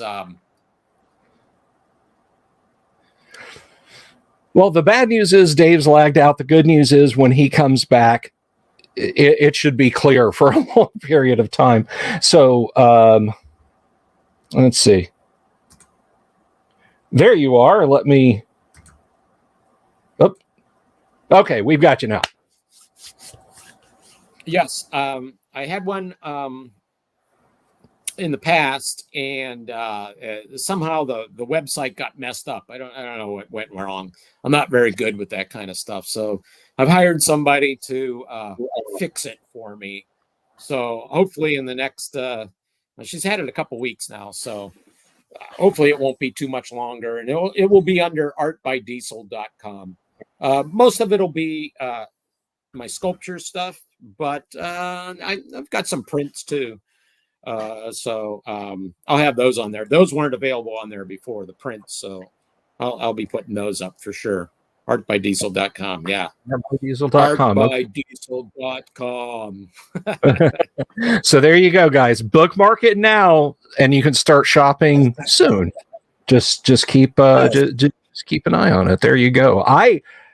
Speaking for myself, and my audience can tell you, I'm a big fan of print T-shirts. I just happen to go Zeppelin tonight, but I love D&D art print T-shirts, and honestly, a Diesel shirt would just be tops. I would love to have one. I do have a shirt that I do. Yes, it's got the deities. So it's got the deities and demigods lizard man on it, and I've made it look like a club shirt. It's quite cool, actually. And then I had a shirt previously to that had a beholder on it. So I've done some shirts. I have done some shirts, and they've been pretty popular. And they're not like schlocky shirts either. They're really nice. So I mean, quality wise, you know. I have got to get me. They'll be on there.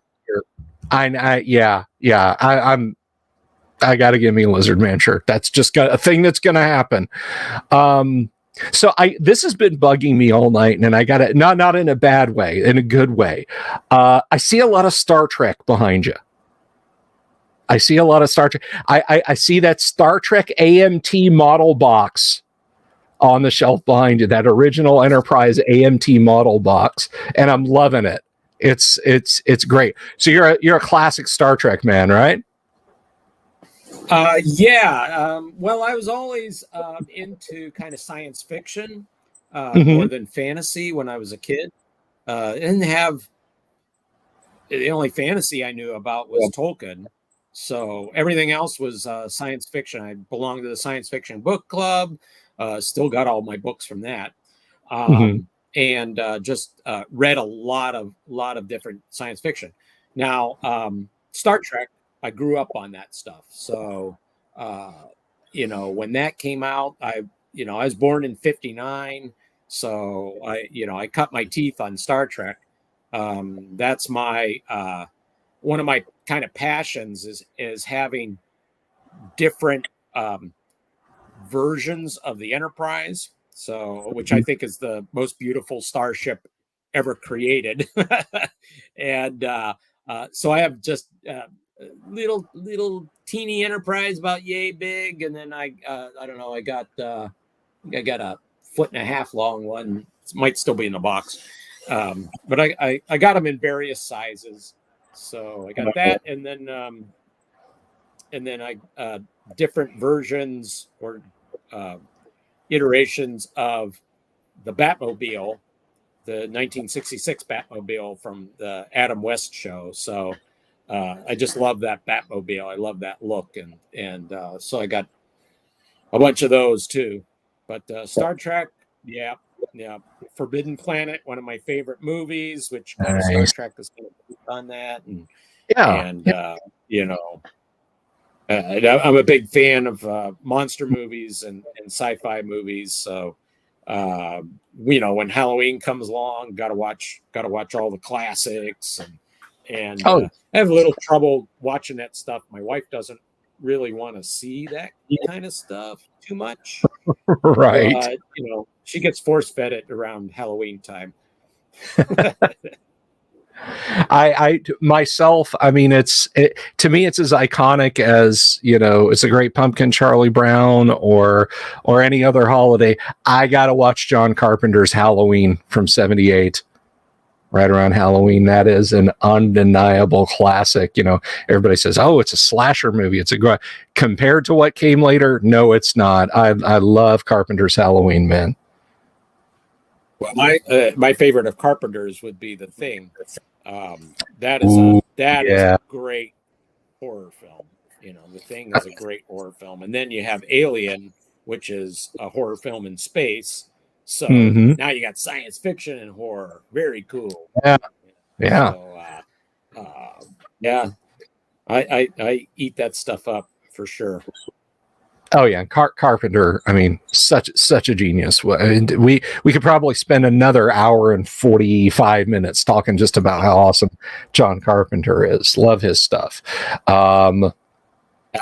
But so what's next? What are you next? You're getting the store up.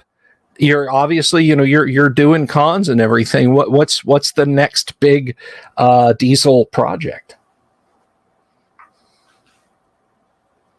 So I think, you know, we talked about that illustration of the skeleton coming up out of the water and, you know, after that guy that's beaten on the door. So I decided I wanted to do a large print, like a larger than 20 by 30 rendition of that. So hopefully before the end of the year, I can get that knocked out and done. Everybody seems to really like that, so I think I want to make a version of that.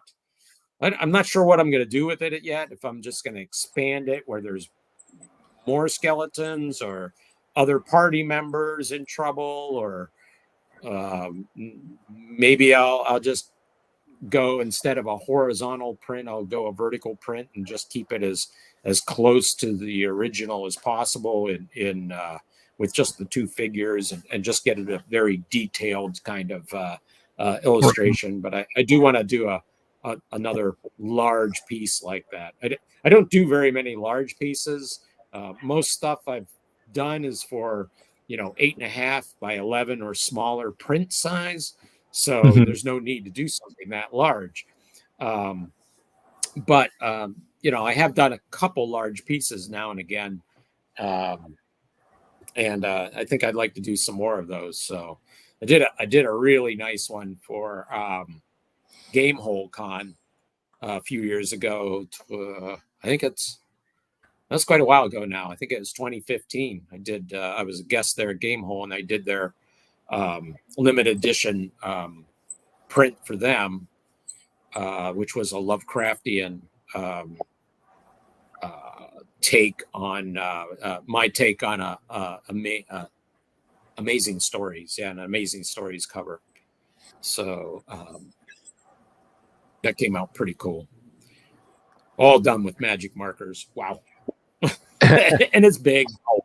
But there were only 40 of them made, so you know, people really don't get to see it. So they only offered 40 of them. Wonder if I'd be allowed to make a print of that.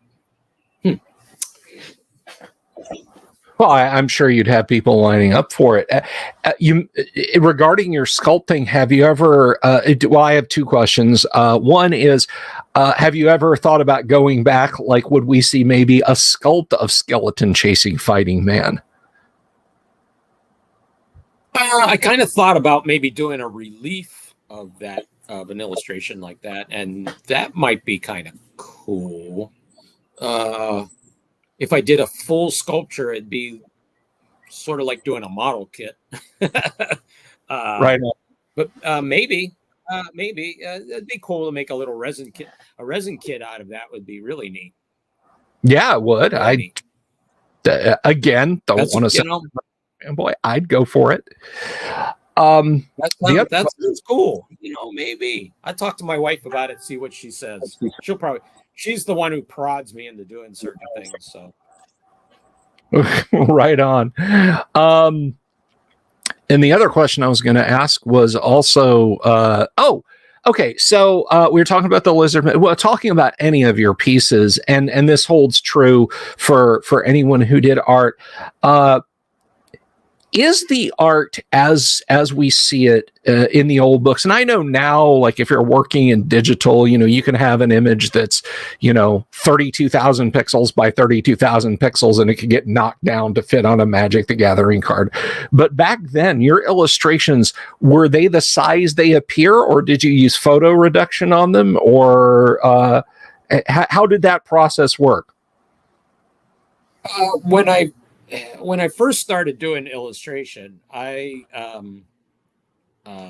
don't think I really grasped or understood completely the whole thing about being able to do something larger and make it smaller, and then everything tightens up. All your detail and everything tightens up really nice.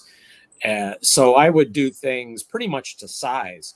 If I was going to do something that big, I did it that big. Right. But so the very first drawings I was doing were pretty much to size. But after a while, I just got comfortable kind of doing a certain size range, and so I would just do them within a certain size range, and then they would get reduced as much as I needed. But we always, I always had a proportion wheel, so I knew what my proportions were supposed to be. So, um, as time went on, I did them larger and larger. When it came to maps were almost always done to the size they were printed. Almost always. Large maps were done one-on-one, 100%. But most maps were done to size. Not always, but if they got real complicated, we'd have to do them a little larger. Right on.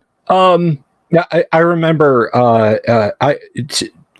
a few years ago, my first interview was with Darlene, and she talked about working on the Greyhawk map and literally having to lay down on that thing. It was so big, but it got reduced down to the poster size. But the original was just this massive piece. And I had always kind of wondered that, what scale you guys worked at. So thank you for sharing some insight on that.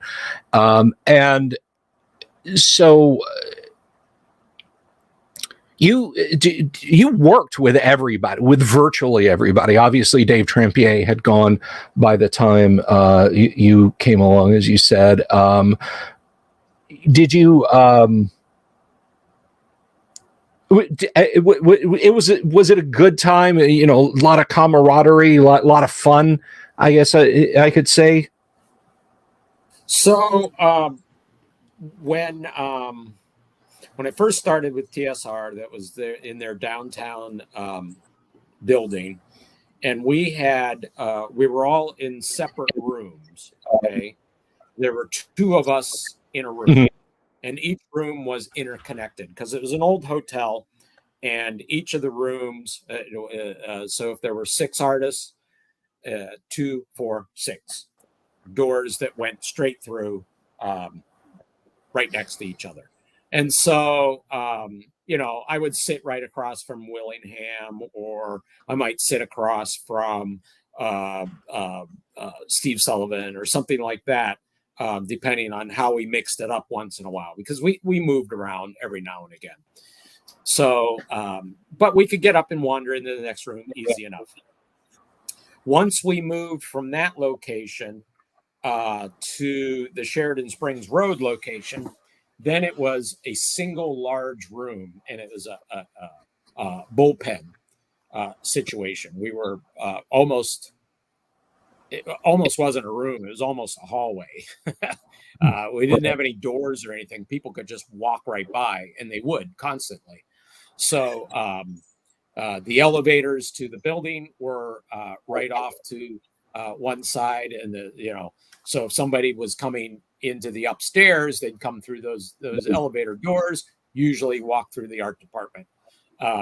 So we had a big bullpen situation, and it remained that way pretty much all the rest of TSR's existence. So we all became good friends. A lot of times we'd go over somebody's house for a barbecue or something like that. I don't know. I'd go over to say Dana Knutsen's house, and he made great brandy old fashions. So I'd go over there and spend a good evening drinking some brandy old fashions and just sitting around yabbering.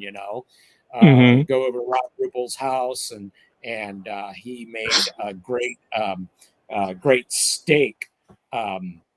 Marinated in a sweet and sour vermouth and a couple of spices. He would never tell me how he made it, and it's one of the best steaks I've ever had. Larry would have like a get together, and we'd all go over to Larry's house, for a little while. And we always went to lunch with each other constantly. We went to the museums together. We went to Comic-Cons together. Easley and I, Easley got me interested in collecting toys that I used to have, as a kid. So we'd go to these toy shows together that happened 2-3 times a year down in Grays Lake, Illinois. We'd go down there. Him and I, we'd run up to, say, Milwaukee and go to the newsstand up there so we could look at like other gaming products or some art magazines that would come out, something like that. We spent a lot of time with each other. There were a couple artists that had their own space after a while, or they decided they worked better on their own. Tony Sudlow had his own room. Fred Fields had his own room. Jacques had her own room. Let me see if anybody else had their own room. I think they were the only ones that had their own place. Yes. And then when I was the cartographer, and they expanded the cartography department, they had Dennis Kauf and Dave Sutherland in another area, large area. They moved me from the art department bullpen down there. It was I was doing cartography up in the bullpen situation with the artists for a long time, and then they decided all us cartographers should be in the same place. I fought that so hard because the artists were the guys that I was hanging with constantly.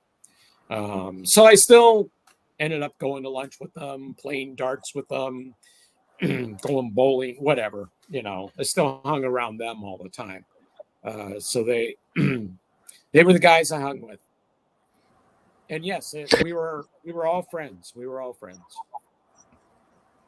That's great, man. That is absolutely fantastic. That sounds like a really great atmosphere, and a lot of us, us folks out there who spent time in cubicles and office halls and everything, we could probably fill a few New York City phone books for a few decades worth of horror stories. But it sounds like it was really a halcyon time, and I am so glad, so thankful that you could share that with us. I guess, I mean, I don't know what your schedule's like. We've been going for a couple of hours, kind of riding the crests and waves of internet disconnects and so on.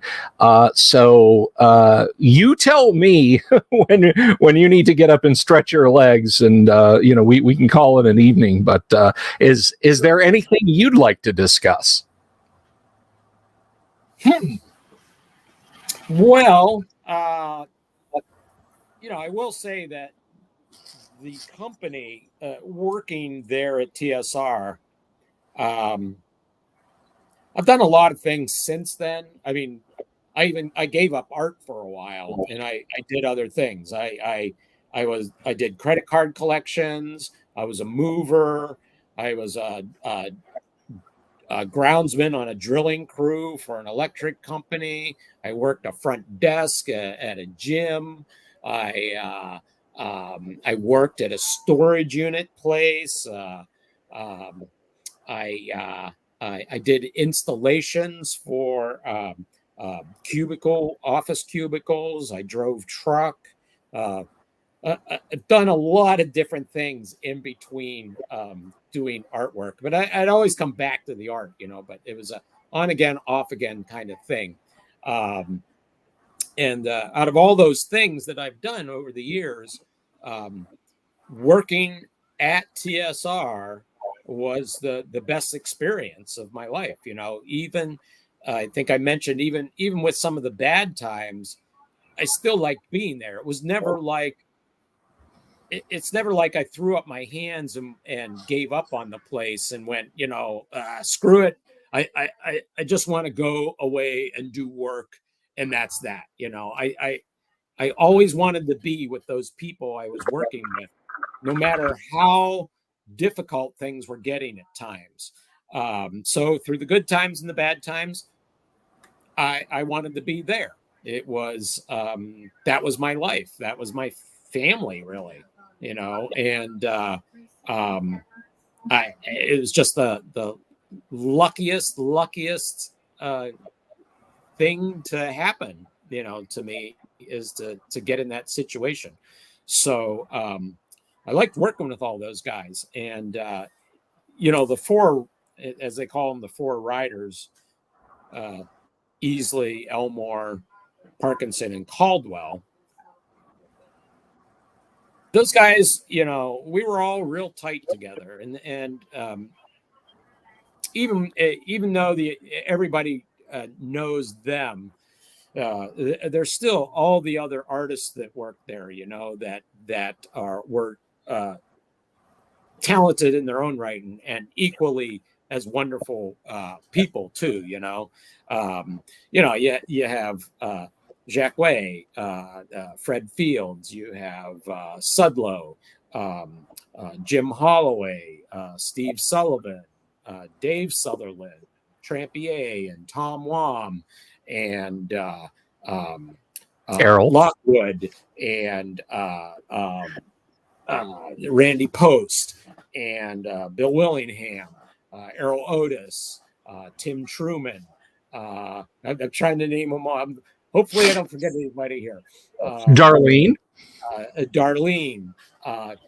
We even had somebody, very few people probably know this, Robin Rabb, who had done a number of maps for TSR too. She worked there for a very short time, like 2-3 weeks, something like that, had her own office. Rob Ruppel. Who else is there? Anybody? Oh, Harry Quinn. Yes, can't forget Harry Quinn. He's an early guy, man. Right on. Yeah. So just tons. And if I forgot anybody, I'm sorry. But I want to go down memory lane with you about one name, because this always I was literally floored. I have an early, where is it? Here it is. I have one of the first print run Dungeon Masters guides that when they sent this one out, this was before Errol came to work at TSR. And so his illustration is not in here. And I tell people how I picked it. I got this for $2 at a local used bookstore, and people are astounded because this is apparently worth a lot of money. And Todd Olek did an illustration in here, yeah. And that is like Tracy. That is one of those names that I do not know Todd Olek. At least I don't currently know Todd Olek. But did you work with Todd Olek, or was he gone by the time you got there? Todd Olek was not a staff artist. That was Okay. he got things. He did things on freelance, just like Greg Bell and Tracy Lesh. They were not staff artists. That was pre-staff days. There were no staff artists when they were doing stuff. And then Oleg, he got to do the DM, that piece in the DM guide there, that was a freelance piece, and that might even have been done years prior. I don't know if that was done specifically for that or not. I've never met him. He was just not a staff artist. I never met him. I did get to have the opportunity to meet Greg Bell. He was somebody that one of those early artists that was long stopped doing things year or two before I even got there. Mm-hmm. And I always liked his art, even though he was doing a lot of stuff that was I won't call it copied, but it was he was borrowing heavily from some stuff. But I like the style he was doing, and he did those things really large. And I got to meet him eventually. I'd been looking for him for years, and I thought I found him in Seattle, but it turned out to be an architect that wasn't him. And then I was talking to somebody one day at GaryCon, and I said, yeah, we were just kind of yapping. This girl I knew, and she was. I mentioned Greg Bell, and she's like, "Oh, I know Greg Bell. I've known him since I was 3 years old." Like, what? What?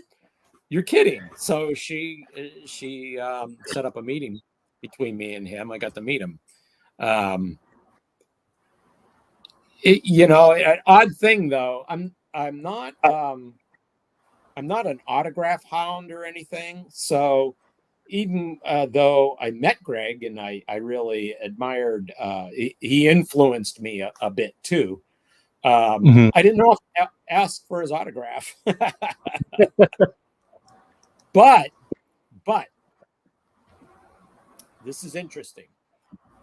I have I redid his Greyhawk cover, my own rendition of it, and it's 22 by 34, I think, is the size of it on the paper. And when I met him, I asked him if he would do a drawing on one or a few of them and sign them, do a little remark drawing, and I would sell those, and I would split the profit with him. So he would get a little money. Now he signed 10 of them and did a little drawing on them. It's probably he probably hadn't done a drawing since the 1970s. Okay. And he did these. He did 10 of them, and I've since sold off 3 of them. They're very expensive if anybody's interested, but I do have a number of them. I'm keeping number 1, so of course nobody gets that one. But I don't know. Can I throw the price out? Absolutely, please do. Okay. They are $1,200, but they have his signature, he does a little gold drawing of a beholder on them, then my signature, and then I do an illustration of a beholder as well, down outside of the border of the main illustration. So, and I suppose I'll put those on my website when I get that up and rolling. So yeah, there's only a few of those, and that's that. You won't see those anywhere else. There you go. We have more than a few people who have some disposable. I'm gonna attempt something here. I'm gonna see if my side camera is gonna work and show up, and I'm gonna have to move this over. Is that gonna work? No, that's not working. I can't. I don't know what I'm looking at. Okay, hang on. There we go. All right. This for my viewers, I'm sure you probably know the piece, but for my viewers, that is the alternate art that Todd Olick did in the original first print copy of the Dungeon Master's Guide. So, for those of you who were wondering what Diesel and I were talking about, that's it. But so let's see what else. Have you've talked about you've got a project that's kind of in the pipeline, but you can't really disclose anything. You've done some Magic the Gathering. Anything else? Any other stuff that you want to pitch that you want people to know about? This is your time, sir. I think we lagged again. First print 1979. Cal, I've closed it. You'd have to find the Errol Otis illustration in a regular Dungeon Master's Guide. It's on that page. So Dave will be back in just a minute. I do not have a first alpha, which had the PQ and R monster manual pages printed upside down in the center. I have seen one of those in my lifetime, and it was when I played D&D in the early 1980s, and the guy who did it had it completely ultra clapped out because he used it every day. And we used to laugh about that being in there.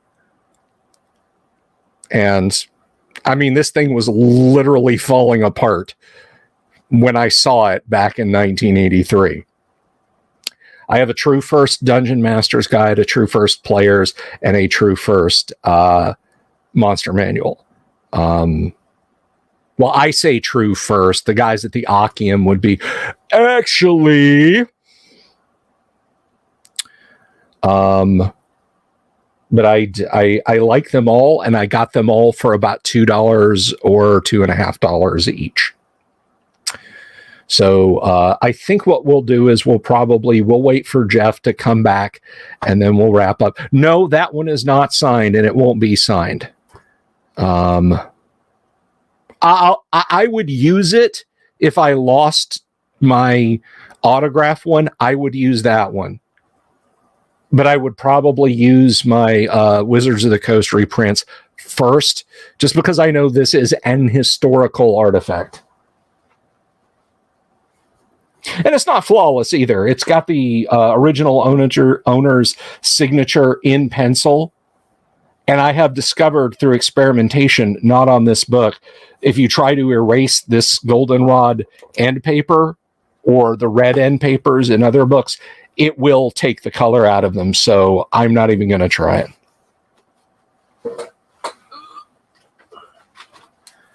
You have a soft cover player's handbook. Is that one from the UK or Australia, Doomsword?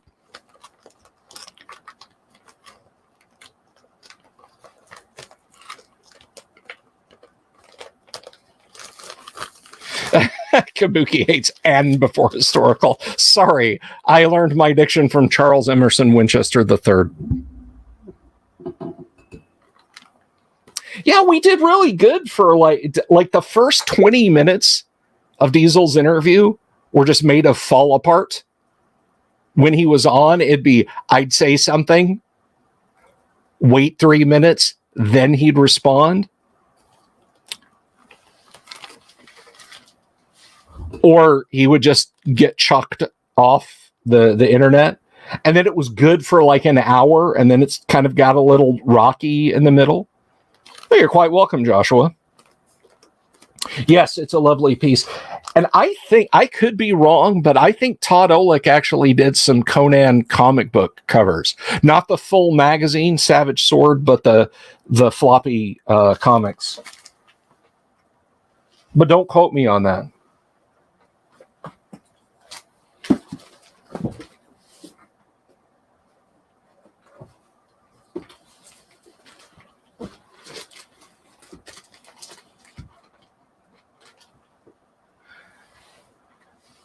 So let me check my email real quick. He might have completely fallen off.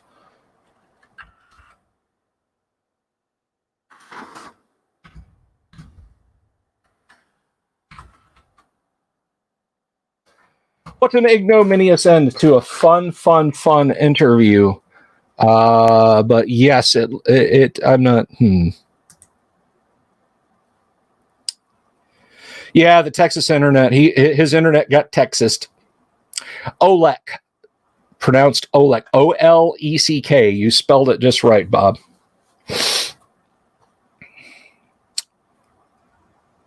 So we'll wait. I think maybe 5 more minutes and see if he rejoins us.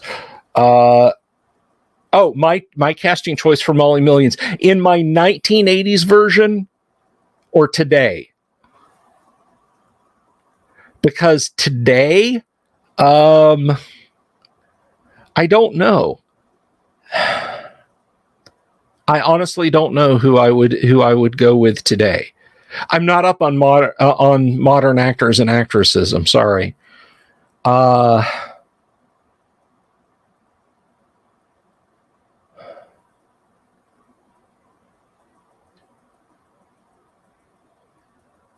1980s.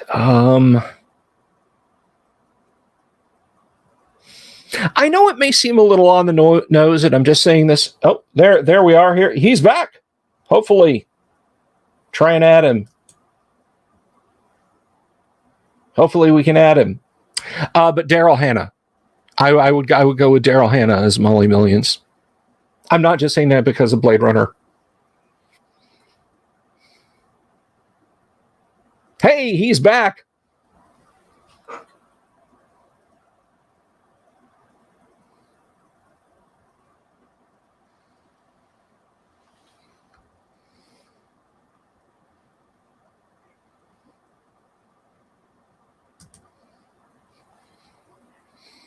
Blade Runner, one of my favorite movies. It is one of the most awesome science fiction movies ever made. Yes, hands down, my favorite film of all time.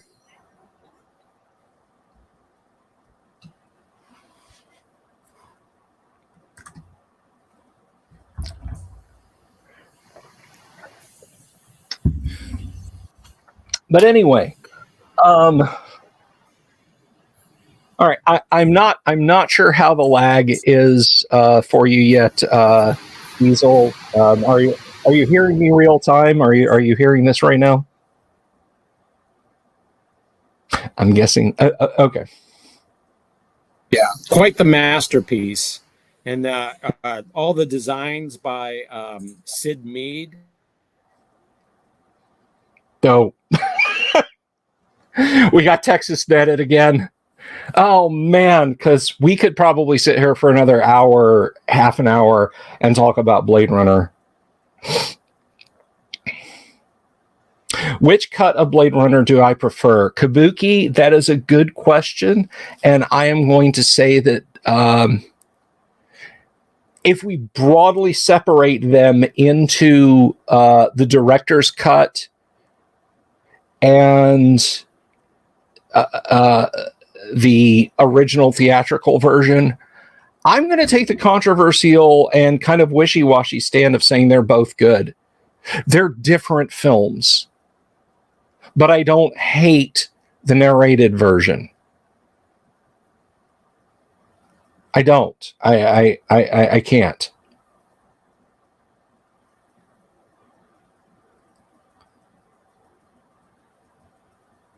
Yeah, we could talk about Blade Runner probably till the end of time, but no, I'm gonna straight up say that I like them both very much, very, very much.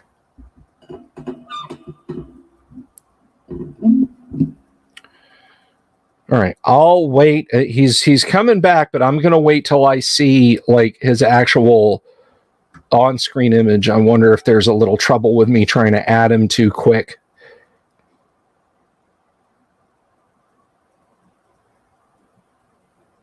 All right.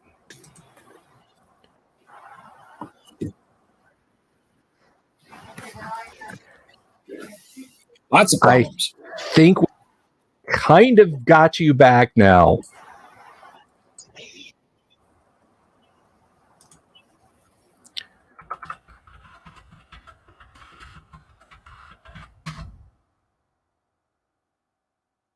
Yeah. Well, my battery had died. Sorry. Oh, that's okay. That's okay. So since you brought up Blade Runner, I think this is an important question. Deckard, replicant or not? I say no. You were asking about earlier the size that some of the illustrations would be done at. And I have an example here of some Jim Rosloff stuff. Okay. From the deities and demigods, just to give you an idea of how big we would do stuff. So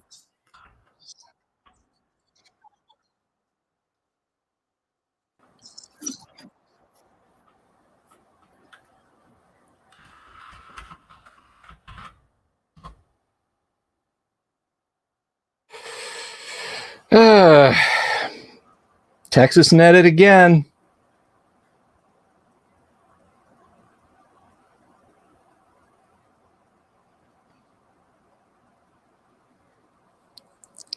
Yeah, so you guys see that Rosloff piece. I think that was the Thor's hammer against Jortmunger's head. It was this big. And that thing's blown up to like this in Deities and Demigods.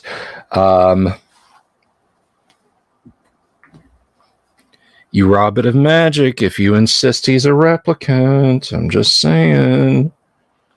You want to be hit in the face with it, that's fine.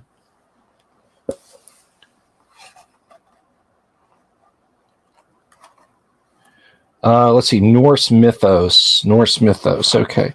So what he was probably showing us was this piece, which again, I'll camera you guys with this.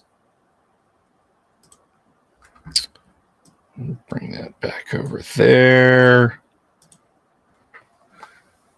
So this is probably what he was showing us. Get my ugly double mug off the screen again. Oh, and he's back. Let's see if we can add him now. Hello.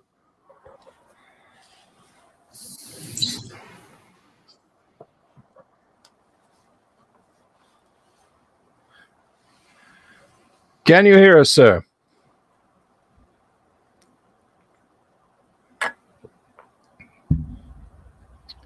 hello, I'm back. All right. Yeah, I was showing you. Well, first of all, I don't think Deckard was a replicant. Thank you. Yes. First of all, I don't think Deckard was a replicant. I don't like the idea of him being one. I don't like the story if that's the way it ends.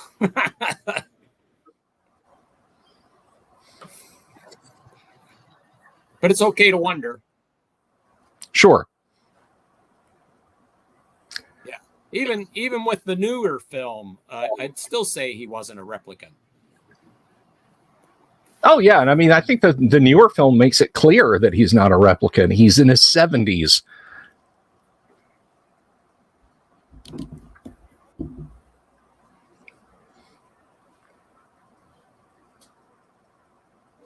Okay, so I'm going to show you, like I said, some original Rosloff pieces from Deities. Okay. And this is the, let's see, this is the size they're printed that he drew them at. Mm-hmm. And it's the Furies, Cyclops.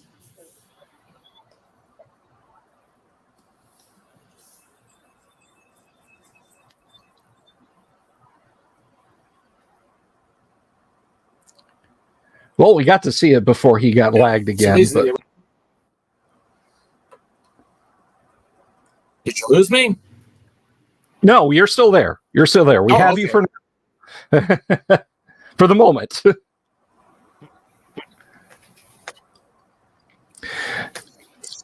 So yeah, that's fascinating. You know, they're that big, and then they're much larger in the actual book itself.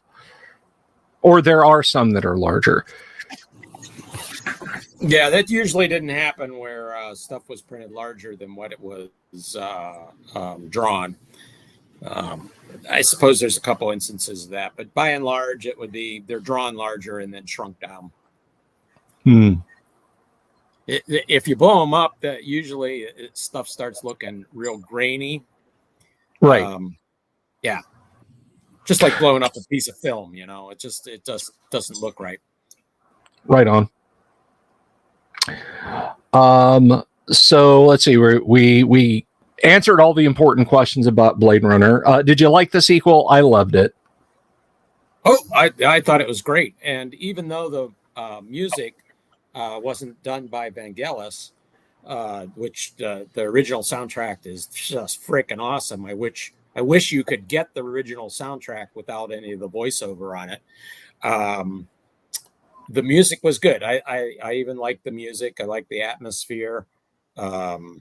I thought they did a really, really good job of it. I was very pleased with it. Because usually, you know, sequels usually suck a little bit. But this is one of those rare instances where it didn't. Yeah, they really work, and Villeneuve, you know, working with practical effects instead of just saying, you know, we'll just CGI it, of course, was top notch.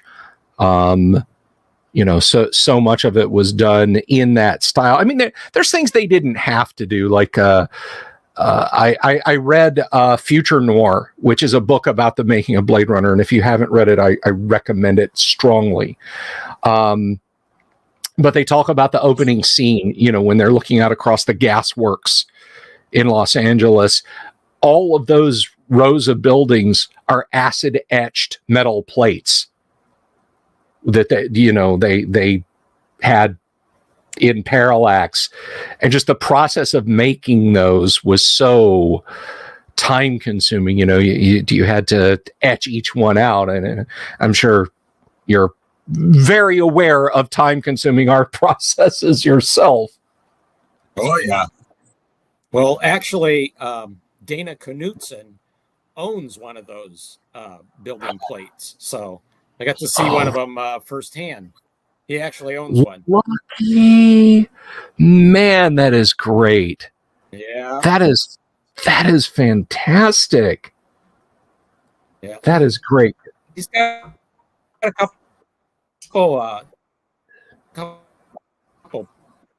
props.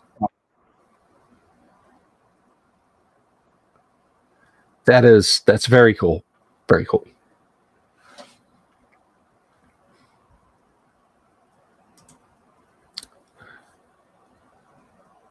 And I think did we lose you? You still there? You're gone. There you go. Okay. Yeah, fighting the flag monster. So sci-fi movies, you know, sci-fi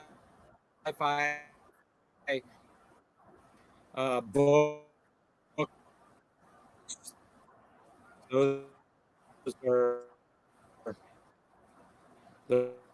Those are my thing, you know.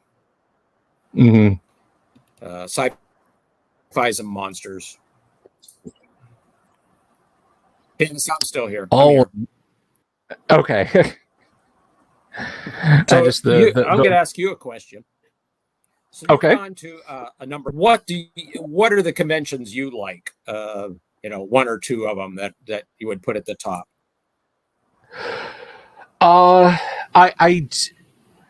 When Gary was still with us, the Troll Lords would put on the Lake Geneva Gaming Convention. And I loved going to those. They were very small, 100, 200 person gathering. That was a lot of fun. I went to three of those. I went to three of those.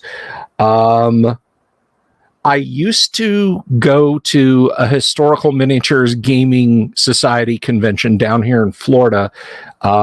they let me come and play D&D because I use miniatures and Dwarven Forge terrain, and the old guys who did historicals understood miniatures and terrain, so they were okay with me running Dungeons and Dragons under that auspice. Really,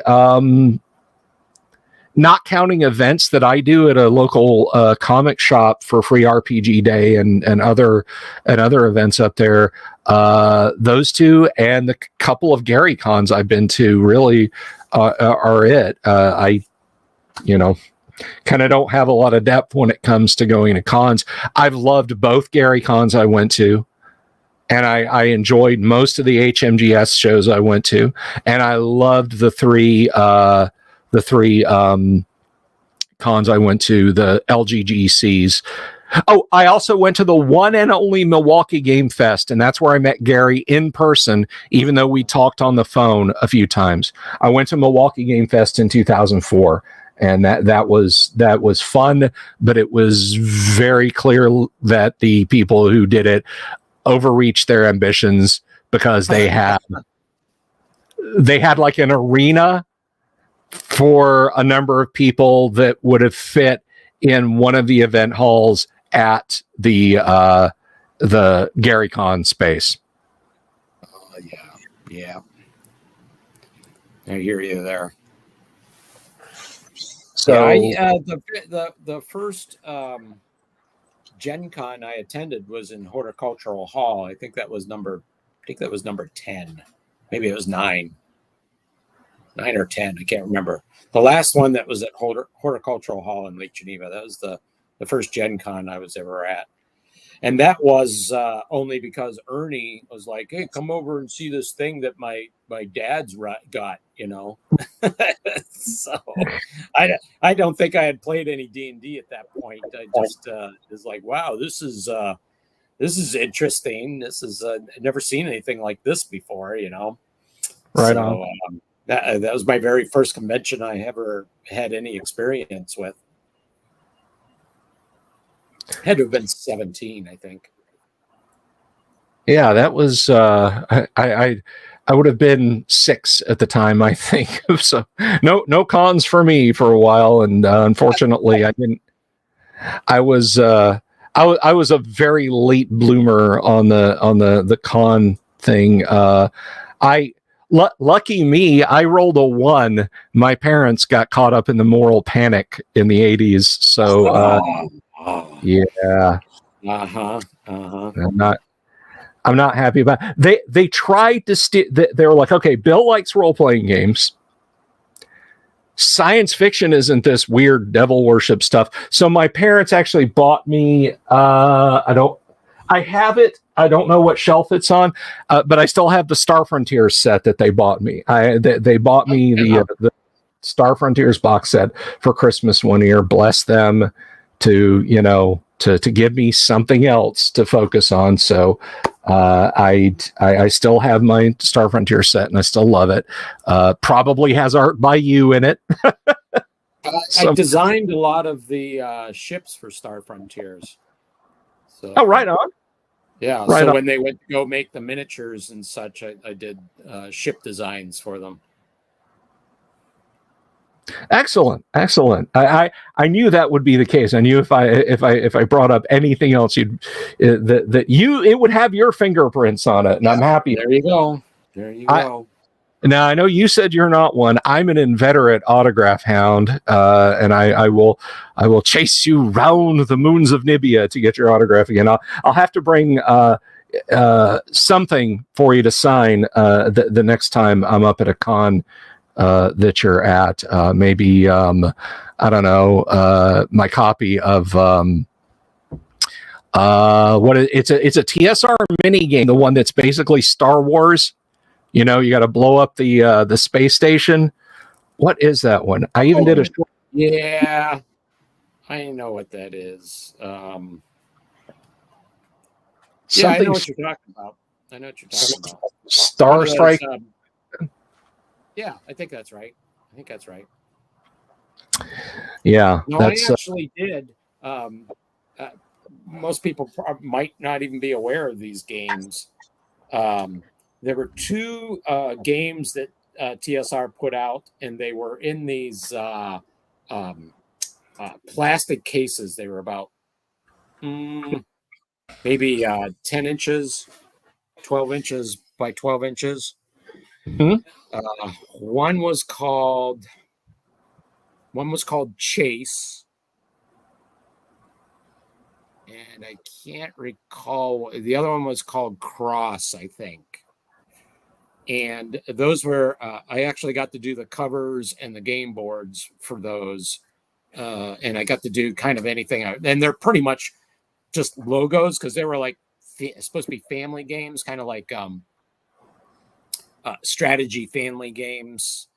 You just move pieces around on boards, and one game is you trap a player with little walls. And I don't remember how the other one went, but I got to do the total graphics on those. But not a lot of people know of those two games. They didn't go over very well.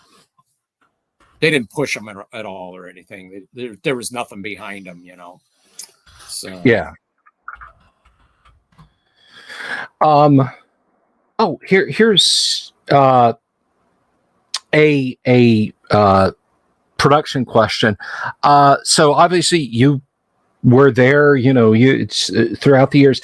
Did you do any work, any graphic work, any design work on the or at least preliminary work on the gold box games, the SSI Dungeons and Dragons games that they did in, I think it was 88, 89, you know, Pool of Radiance and so on? I seem to remember doing something with Pool of Radiance. That one kind of strikes a chord in my memory. Yeah,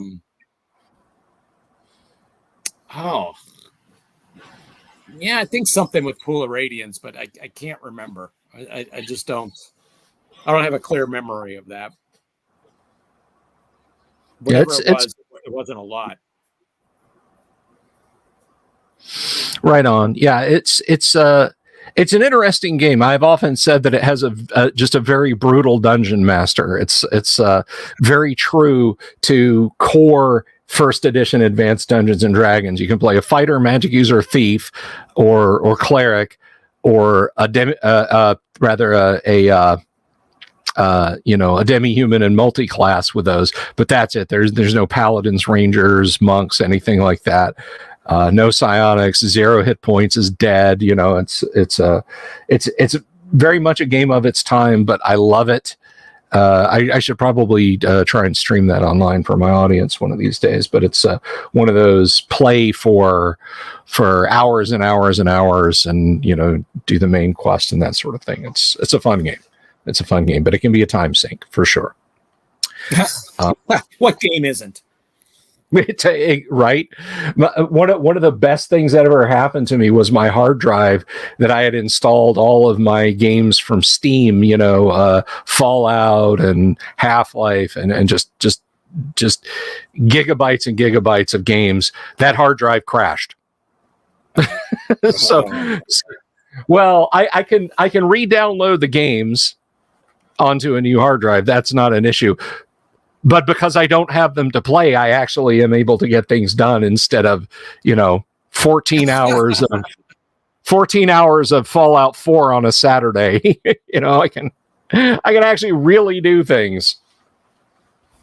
Well, I don't get to waste too much time doing that. I have 6 acres here, so it takes a lot of my time, and we're redoing our kitchen and bathroom, master bath. So I'm doing a lot of that work myself, and I also own a classic car. So, what do you got? Do something that.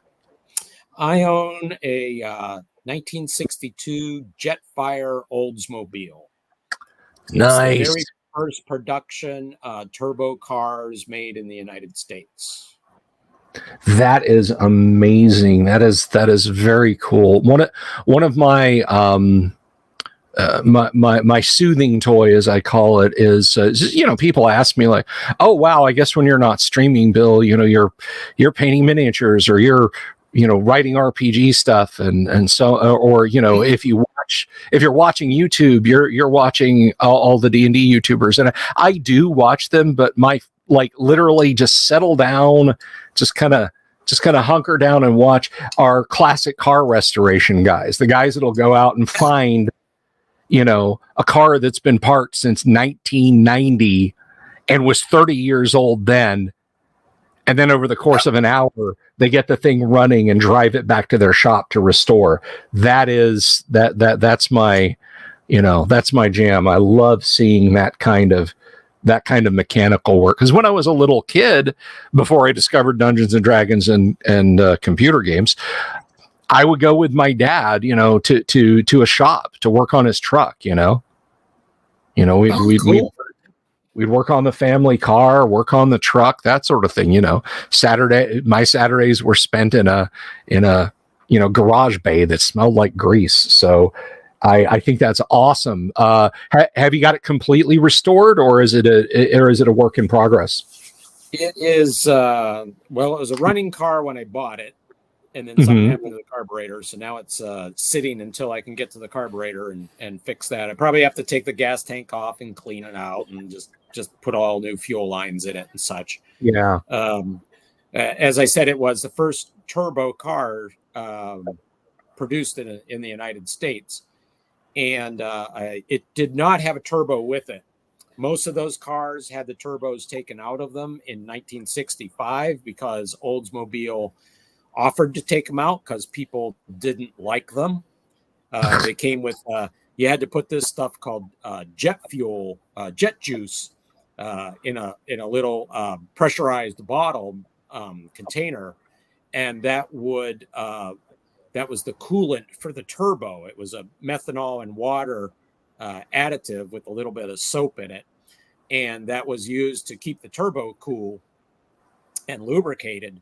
But if you didn't go out every 200 miles and put that in there, then the turbo wouldn't kick in, and it would just be kind of a real doggy kind of car.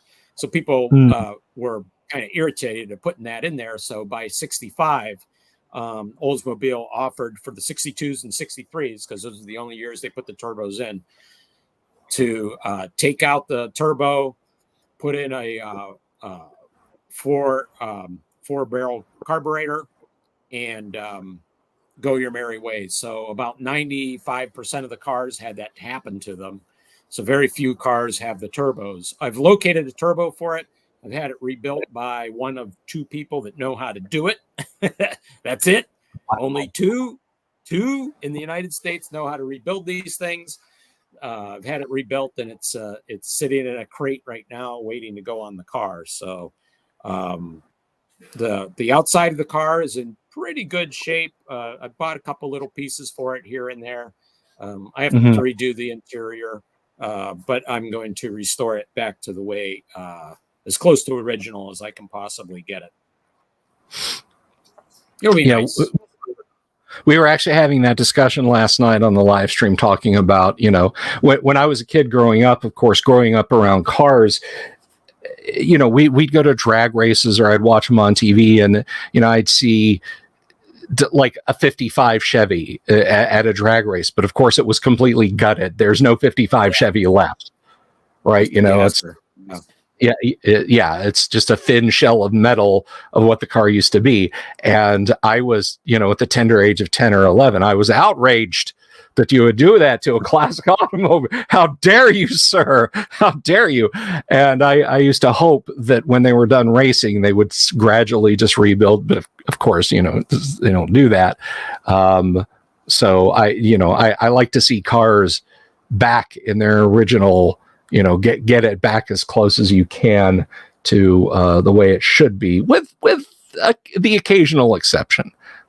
Sometimes you really want to see something hot rodded and stretched as far as it can go. There's a guy, his channel is Pole Barn Garage, and he has a lot of fun. He is just a funny, entertaining guy, and he bought a GTO as scrap metal that had been used for target practice for decades.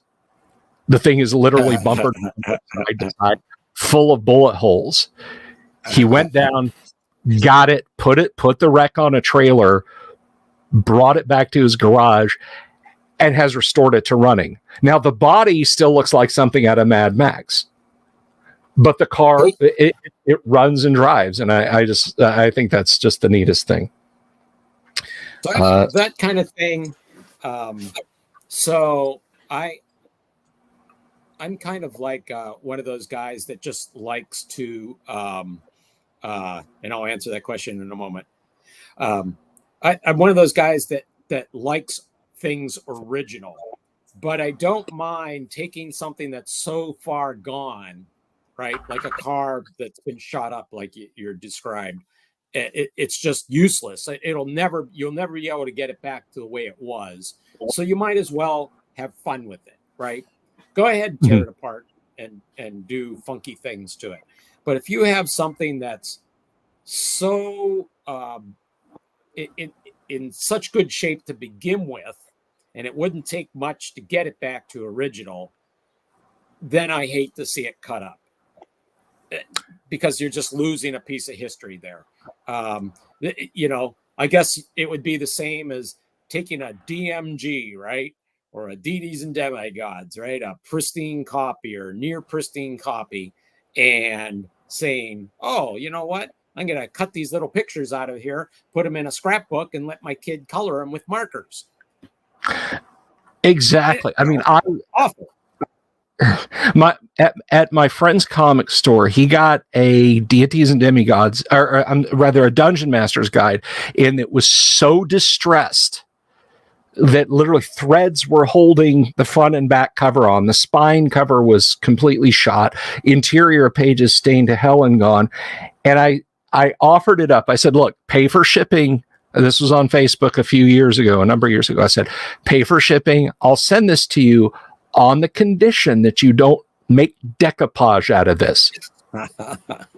I don't want you to send me, your paper mache dragon made with pages from the Dungeon Master Guide. I don't want pictures of that.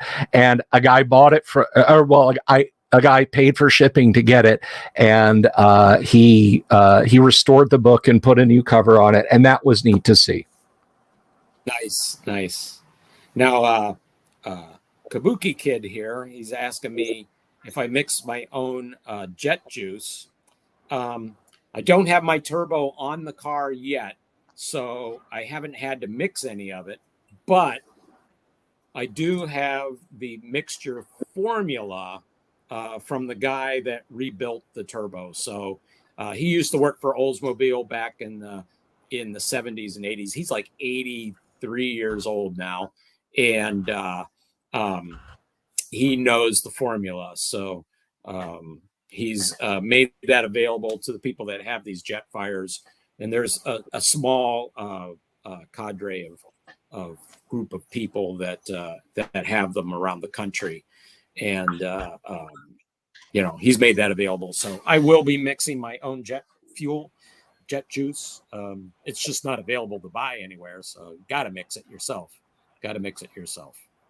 There you go. It's like when you get a car from the 60s that's got a flat tappet cam. You've got to add zinc. You've got to add zinc on those. And a lot of people don't know that, and they get a project car and then they burn up the cam or the lifters. I put that. So there's a link if you want to fall down a rabbit hole, Diesel. There's a link there in the chat to Pole Barn Garage's playlist of literally buying a car that had cacti growing inside it and getting it back on the street. It's worth seeing. I might give that a look when I'm laying in bed and want to go through YouTubes or something. It's fun. I don't know how many YouTubes I end up looking at, on a semi-nightly basis on, And they're all rabbit hole things. Everything's a rabbit hole on YouTube. So you look at and it goes to something else and goes to something else. So I know you're subscribed to my channel and watch regularly, right, Jeff? every night I watch. I watch them multiple times. There you go. That is the correct answer. Something I want to point out. To people. There's a Wikipedia page out there on me. And it is so freaking inaccurate that don't go by what it says at all. I don't know who writes those things, but it's been rewritten two different times, and both times it's just totally inaccurate. So, and here's the know anything if you read that. If you go in and rewrite it, somebody will come back and say, no, this is wrong. I don't know who you are, but this page is about me. Well, you can't cite any sources, so I'm changing it back. Yeah, probably. So I don't know if it'll ever be corrected, but I might make an effort at some point if I can find somebody that can that wants to go through the hoops that have to be gone through to do it. I hope, but don't go by it. It's inaccurate. There you go. If you want to know Diesel LaForce, just watch this video. Just watch it. All the facts are here now. Exactly. I would also recommend the documentary "Eye of the Beholder," and all it is about the art and artists of D&D, really. So. A lot of good people they were able to get for that documentary. Clyde Caldwell was not going to be.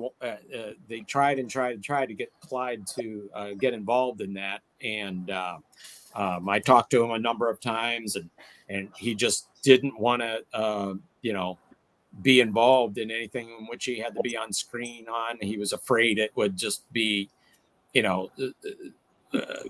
probably a misrepresentation, but at the last second, when they were in post-production, they were just about done cutting the film. He said, yes, I'll do an interview. And they quickly flew out there and did an interview with him in his house. And they were able to shoehorn him in to that documentary. So, excellent. Yeah, it's just a little bit of history on it. Well, I definitely need to check that out. Lots of people have recommended it, and that puts the nail in it. I'll check it out. Well, we're coming up on the 3-hour mark. We have got. We have gotten it all crammed in here.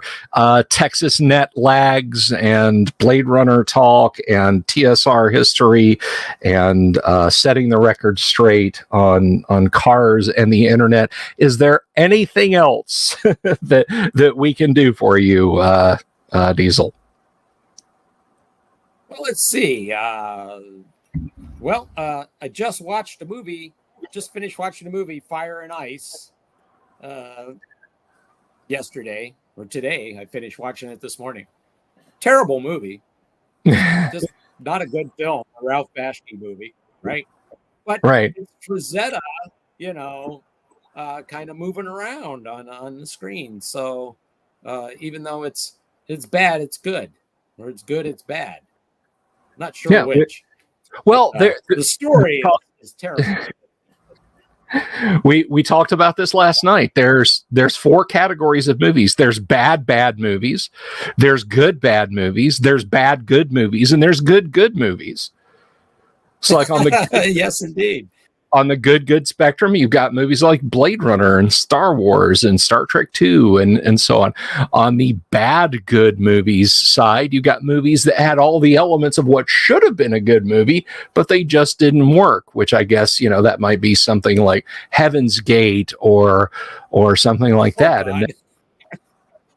And then in the category of good bad movies, you've got things like Roger Corman's Battle Beyond the Stars or that sort of thing. And then bad movies is stuff like Plan 9 from outer space. So I'll leave it up to you. I was just watching that one too. Plan 9 from outer space. Gord Johnson and Vampira. Is it Vampira or Vampirella? What did they call her? Vampira.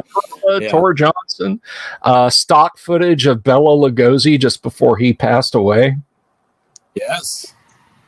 That's an incredible film. If you have not seen Plan 9 from outer space, you must see that film before you die. Well, it may kill you too, I suppose. Yeah, exactly. I have a guilty pleasure as far as films are concerned. One of my favorite bad movies, and I was just watching. This is something else I just watched, which was the 50 worst movies ever made, and this was in there. But I like it. It's called The Killer Shrews. The Killer Shrews, yeah. They paste a bunch of shaggy hair all over these dogs and give them these plastic fangs and make them run around. They put these weird tails on them and call them shrews. Like giant shrews out to kill people on an island. Yeah, that's a guilty pleasure of mine. The Killer Shrews, that, and I don't know if how many people would know this. With it's called Planet of Vampires. That's what it's called. Planet of Vampires. That's it's an Italian sci-fi horror movie, and their practical effects were all done live on screen. Like they hadn't. It's got one of the creepier moments in a movie where some dead astronauts come back to life out of their tombs, and I really like the way that's filmed. It's pretty low budget, but there's an inspiration in that film that I swear. It's where they got the pilot inspiration for the movie Alien from. So yes. I know the very scene you're talking about. It is often discussed that Ridley Scott's visual interpretation and H.R. Giger's representation of it was from Planet of the Vampires. It's effectively creepy. Yeah, effectively. Yeah, they do, even as low budget as that film is. That always stuck with me as a kid when I saw that, and it still does to this day. Yeah, and Vincent Price, Last Man on Earth. You must see Vincent Price, Last Man on Earth. Yep, awesome. Last Man on Earth.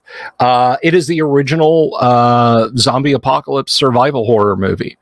I mean, it is phenomenal. It is frightening.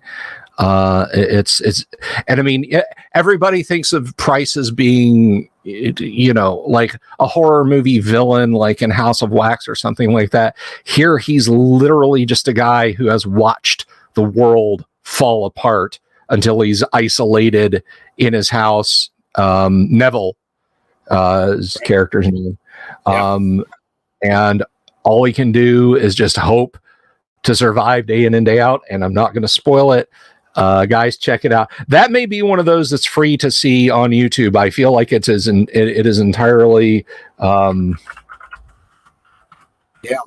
Watch that one. It's to me, it's far superior to Will Smith's version of it, or it was also remade as the Omega Man with Charlton Heston, which is a good movie too. I didn't care for Will Smith's version that much. Yeah, I wasn't. I didn't care for it, but Omega Man is pretty good for what it is. Matheson was on record as saying that he didn't like any interpretation of I Am Legend, but he thought that Vincent Price was great in Last Man on Earth. Yeah, I got to.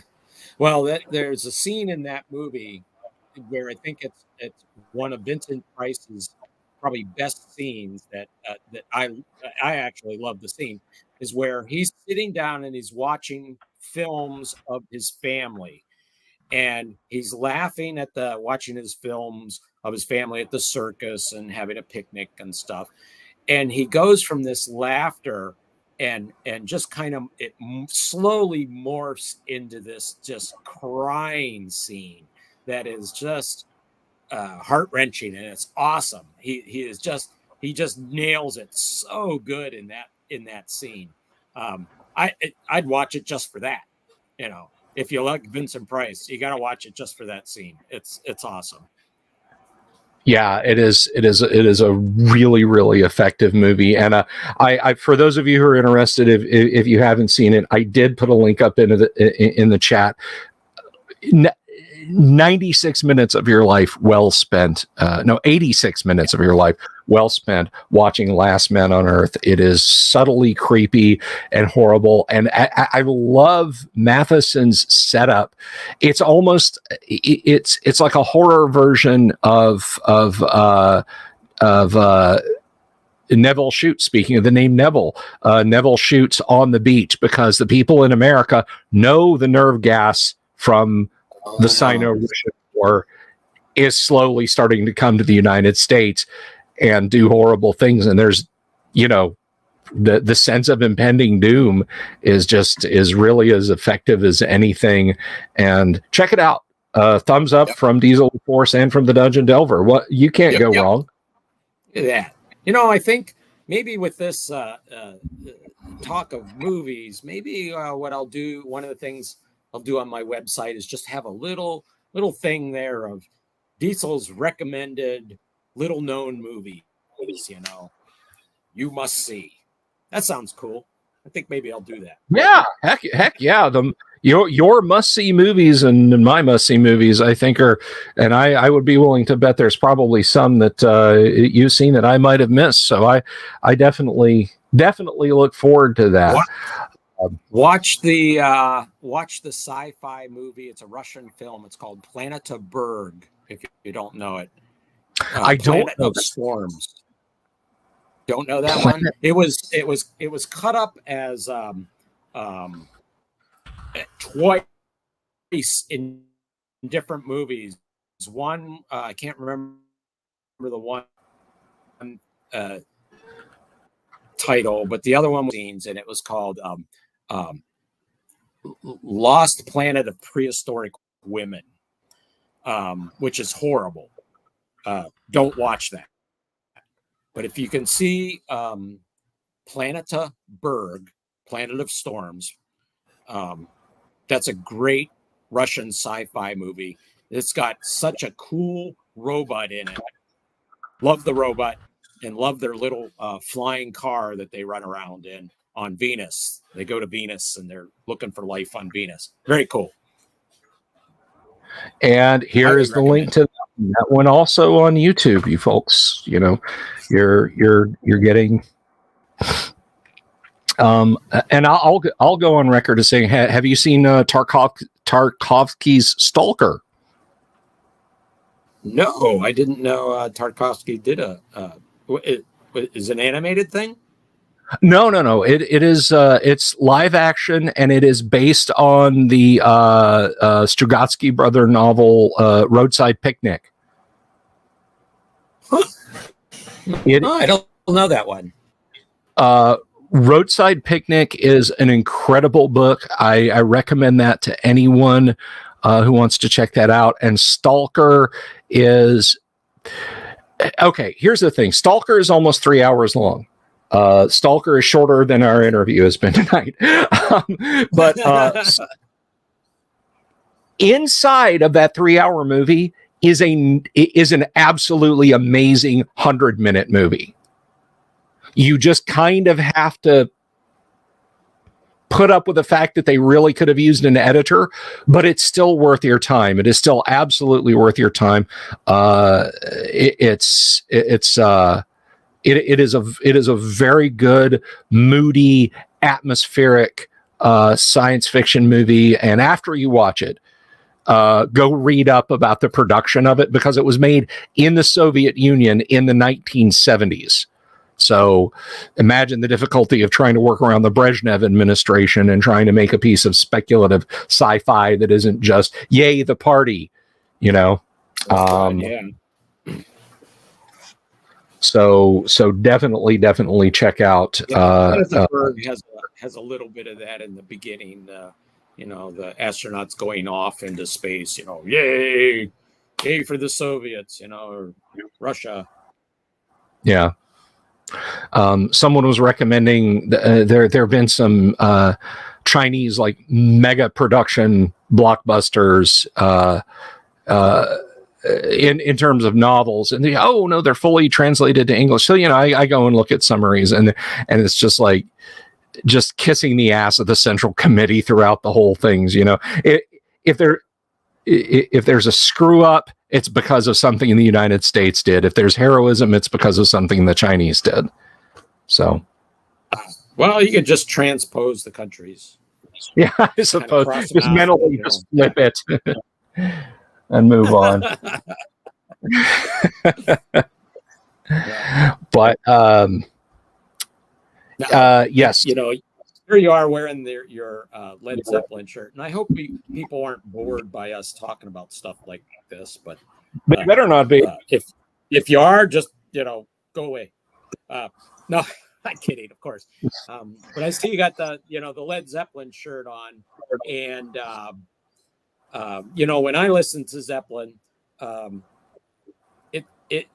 that band amazes me because I hear something different almost every time I listen to them. I pick up little nuances that I didn't notice before, and as heralded a band as they have been, and everybody bows down to Zeppelin, I think a lot of people just don't realize how good they really were. So I'm ringing the bell for Zeppelin here and saying that that band is unbelievable.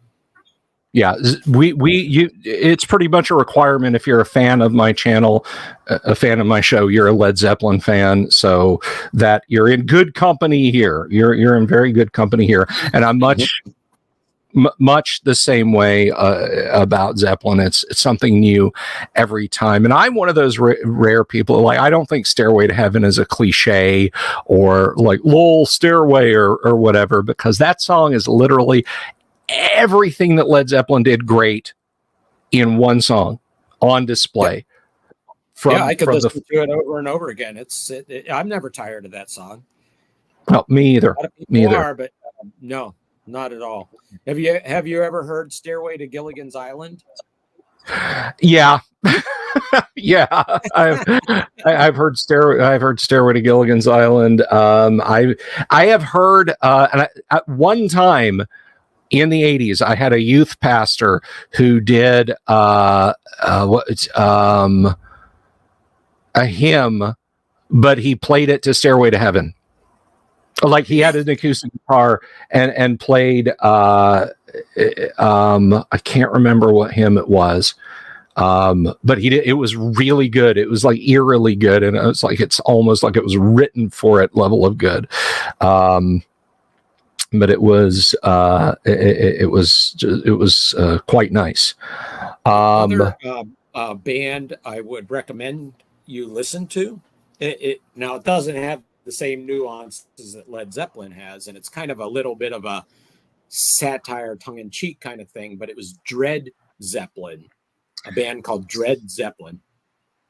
I was working in a record store in the 90s. There was like 5 years in the 90s. I worked in a record store from like 88 to 93 or something like that.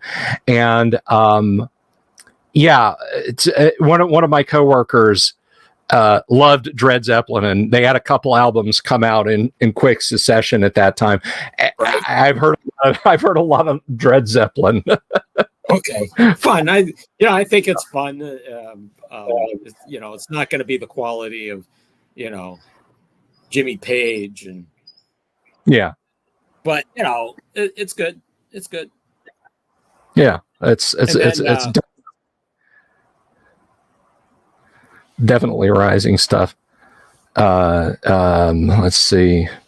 Just want to make sure I'm not missing any of y'all's questions. Do you like Sabbath from the same era, from like 70 to 79, Black Sabbath? So back in the day, I didn't have any appreciation for Sabbath or any or much of metal music at all, and I would consider Sabbath metal. About the closest I came was maybe Deep Purple, which many say is kind of like that's the very first metal band. I don't know. I guess they are. But Black Sabbath, when he was biting the heads off of bats and stuff, I thought that I couldn't get into that. Right? It was like that was too much for me. So I wasn't listening to him back in the day. I've since come to appreciate him, and or them, I should say. And there's a lot of good things that have come out of Black Sabbath too. So I like them now. Back in the day, I didn't really listen to them. I like them now. Yeah, I didn't get into classic Black Sabbath until the 90s, and I really, really started to enjoy their stuff then. But yeah, post Black Sabbath, Ozzy, he got weird with the whole, again, biting the head off of a bat and all that nonsense. Drugs are bad, kids. Drugs are bad. Yes, they are. But but yeah, when I was listening to music, when I was growing up listening to music, and I was trying to find women who could do rock, which was very almost unheard of, right? Not very many women did rock. Right. So like when Heart came out or something like that, I was like, oh my God, this is fantastic, And I loved ABBA when they were out and stuff like that. But I was into a lot of progressive rock, I'd listen to Yes and Genesis and King Crimson and stuff like that. So I was into the the long drawn out songs with a lot of instrumentation going on and kind of dreamy, like Pink Floyd doing their very just dark kind of stuff, but with a lot of electronics going on, Yeah. Eye of the Beholder has my face on it. On I just plug that one up there. Now you guys, you guys in the chat talking about me bad mouthing Ronnie James Dio. I love Ronnie James Dio and I love Dio era Sabbath. Somebody had commented like Ozzy apparently has a streaming show or something, and he plays classic heavy metal on it.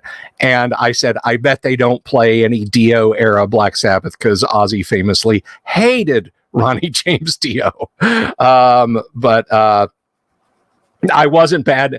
I'd love Dio. I'd just calm down, chat. You see what I have to deal with here, Diesel? See? Yeah. The fans are in an uproar. But unfortunately, speaking good. Speaking of uproars, uproar about what? No. No, when I was I was listening to all this progressive rock, and then I fell in love with traditional Irish music fused with rock and roll, So I lit on this band called Horselips, and just fell in love with that. Horselips is one of my all-time favorite bands. I collected every album and 45 they ever put out. This went nutso, autographs. I have Horselips autographs, and they disbanded in like 1980, I think. But they reformed in like 2000, and I was looking for some way to go see them in Ireland. I was so excited to go see Horselips, but it didn't happen. But Horselips, there's a band. Must listen to Horselips. Seek them out. I will find their music. Most custom bands. Unfortunately, speaking of controversy, though, my black Labrador just forced his way into my office, which means I need to take him out. An end. Yes, I know. I don't want to see my 75-pound lab attempt to climb into my lap. When can you come back? This was so much fun. Will you come back on the show again? Yeah, let's give it a little time, but yeah, I would come back and regale you with some stories or something, and of the days of TSR. I tell you, one of the things that I did with Larry Elmore one time was I was in Houston with him at a convention, and we did a seminar, but nobody introduced us, and we didn't have a subject to do the seminar. So Larry and I get up in front of all these people and are like, well, what do we talk about? So all we did was just reminisce back and forth for an hour. And afterwards we asked some people about it. Well, we hope we didn't bore you. And they're like, that was the best seminar we've ever seen. We've got information we never would have heard anywhere else. You don't find it in a book, and you don't, you probably wouldn't have known it if you hadn't heard a couple of us talking, back and forth, just bantering around. But I'd love to come on again. That would be fun. Well, good. I some actual sculptures or something, and hold some stuff up, show and tell. Yeah, definitely. Have you got one piece you'd like to show off before we depart? I don't want to leave the audience hungry. Here, I'll grab something. Okay. Here, so this is just a little something. This is a little beholder I sculpted here, and I never did anything with them. I just stuck them in this frame. That's adorable. A little I want to make a pin out of them or something. It's kind of cool. That's actually excellent. Been sitting on my wall for about 5 years, and I haven't been doing anything with them. I don't know. I should do something. Either that or sculpt another one. I don't know. Do a casting. Sell them. We'll buy them. It takes a long time. It's not like doing an illustration. It's I'm better at it than illustrating, but it's labor intensive. That's for sure. Ooh, there's a drawing I should show. I'll show that next time. You sure? You should. You can show it now. I'll show it now. If your lab can hold his bladder. He can hold it. He's an old guy. He's just going to sit here and grumble at me. So this is a piece. Let's see if I can get a good. Yeah, there we go. This is a piece I did for Goodman Games. So it's like a bunch of treasure on an altar here that this guy's looking at. Oh, that's gorgeous. And I decided to throw a bunch of stuff in there that was important to me. So the shield is from Jason and the Argonauts. The sword is from Conan. Right. There's the I Dream a Genie bottle in there. There's of course. The idol from Raiders of the Lost Ark. There is Spock's lyre. There's a book from the Twilight Zone, How to Serve Man. There's Legolas's helmet, Boromir's horn. What else is in there? Oh, Barnabas Collins and Josette's music box, and Barnabas Collins' cane from Dark Shadows. Nice. Thulsa Doom's medallion. There's Lily Munster's medallion in there. What else is in there? I don't know. Oh, right. Let's see. Get my finger here. All right there, kind of hidden behind this guy, is Major Matt Mason's space station from 1966, 67, 68 toy that I had as a kid. I got a number of them up on my shelves too. Major Matt Mason. That's like your Sergeant Pepper's cover. I love it. Yeah, it is. It is. I think I want to do another version of that with even more stuff on it. Here's an illustration. And these are this is kind of a this was for Dungeon Magazine. Uh-huh. The date on it was it 1998? 98. Yep. So, and for the first 2 years of Dungeon Magazine, I did just about every map for them. I think there was just maybe 5, maybe I didn't do. So they hired me as a freelancer. So at home, I would do the Dungeon Magazine maps and, do the other stuff at work. And then after two years, they said, "Oh, you know what? We're going to make you have that as part of your job at work, doing Dungeon Magazine maps." And I said, "No, you're not." And they said, "Well, it's going to be your job." And I said, "Screw that." I said, "You're not going to pay me for it at home for 2 years and then all of a sudden make it my job." I said, "I refuse to do them. I won't do any more." And that's why I stopped doing Dungeon Magazine. Well, there you go, guys. Little bit of extra trivia. Yep.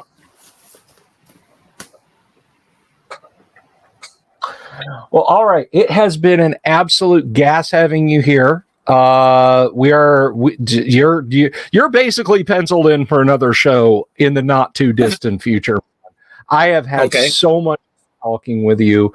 And I know the audience has had a lot of fun. Thank you to everyone out there who your great questions, and it was just fun hanging out with you tonight. And I hope one day I'm able to get out to a con where you're at, and we can shake hands. I'll buy you a beer. That sounds great. Gary Con and North Texas are the two cons I religiously go to. And then there's some smatterings of other things here and there, but those two for sure. I'm at Gen Con every year working the art show, and around here and there. Right on. Well, again, thank you very much. Thank you to our audience, folks. If you're not already, please click the subscribe button and the bell icon for notifications. Give this video a like if you liked it, and I don't see why you wouldn't have. Leave a comment down below, and we'll be back tomorrow night. We're going to play some Gamma World on Livestream tomorrow night. That's going to be a lot of fun. Everybody will die. Everybody will die. I'll do my best. I love Zeeth. Let's teleport sand spurs into people's intestines. I love it. But until then, everyone, from me, of course, Mr. LaForce, from Zeus, who is waiting patiently, all of you have an absolutely wonderful evening. And I'll see you tomorrow night. But until then, of course, the question, as always, when we come to the end of our episodes, is, have you seen my owl bear? Have you seen my owl bear?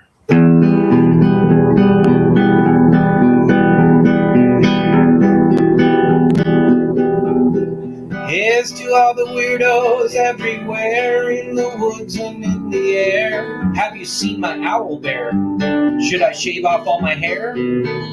Bobs are all around. Some live in tunnels underground. Some are fat, some are rich, some are sleeping in a ditch.